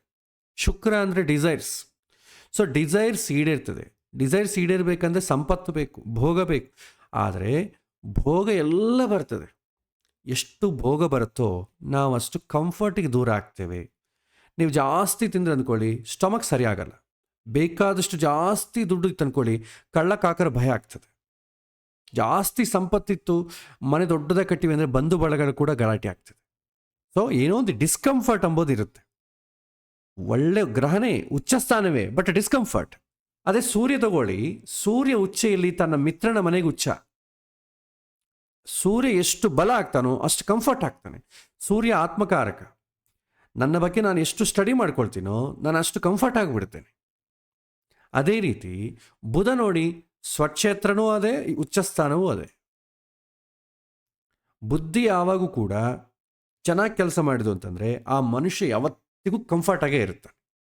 ಹೀಗೆ ಕೆಲವಿನ ಗ್ರಹಗಳು ಉಚ್ಚ ಸ್ಥಾನದಲ್ಲಿ ಕಂಫರ್ಟ್ ಆಗಿರ್ತವೆ, ಕೆಲವಿನ ಗ್ರಹಗಳು ನೀಚ ಸ್ಥಾನದಲ್ಲಿ ಕಂಫರ್ಟ್ ಆಗಿರ್ತವೆ. ಕುಜ ನೋಡಿ, ಚಂದ್ರನ ಮನೆಗೆ ನೀಚ, ಫ್ರೆಂಡ್ ಮನೆಗೆ ನೀಚ ಆಗಿದ್ದಾನೆ, ಬಟ್ ಉಚ್ಚ ಮಾತ್ರ ಶತ್ರುವಿನ ಮನೆಗೆ. ಕುಜ ಅಹಂಕಾರವನ್ನು, ಕೋಪವನ್ನು ಸೂಚನೆ ಮಾಡ್ತದೆ. ಅಹಂಕಾರ ಕೋಪ ಇದ್ದರೆ ನಮಗೆ ಕಂಫರ್ಟ್ ಇರಲ್ಲ. ಯಾವಾಗ ನಾವು ಕೋಪ ಕಡಿಮೆ ಮಾಡ್ಕೊಳ್ತೇವೋ ಚಂದ್ರ ಶಾಂತಿ ಸಿಗುತ್ತೆ.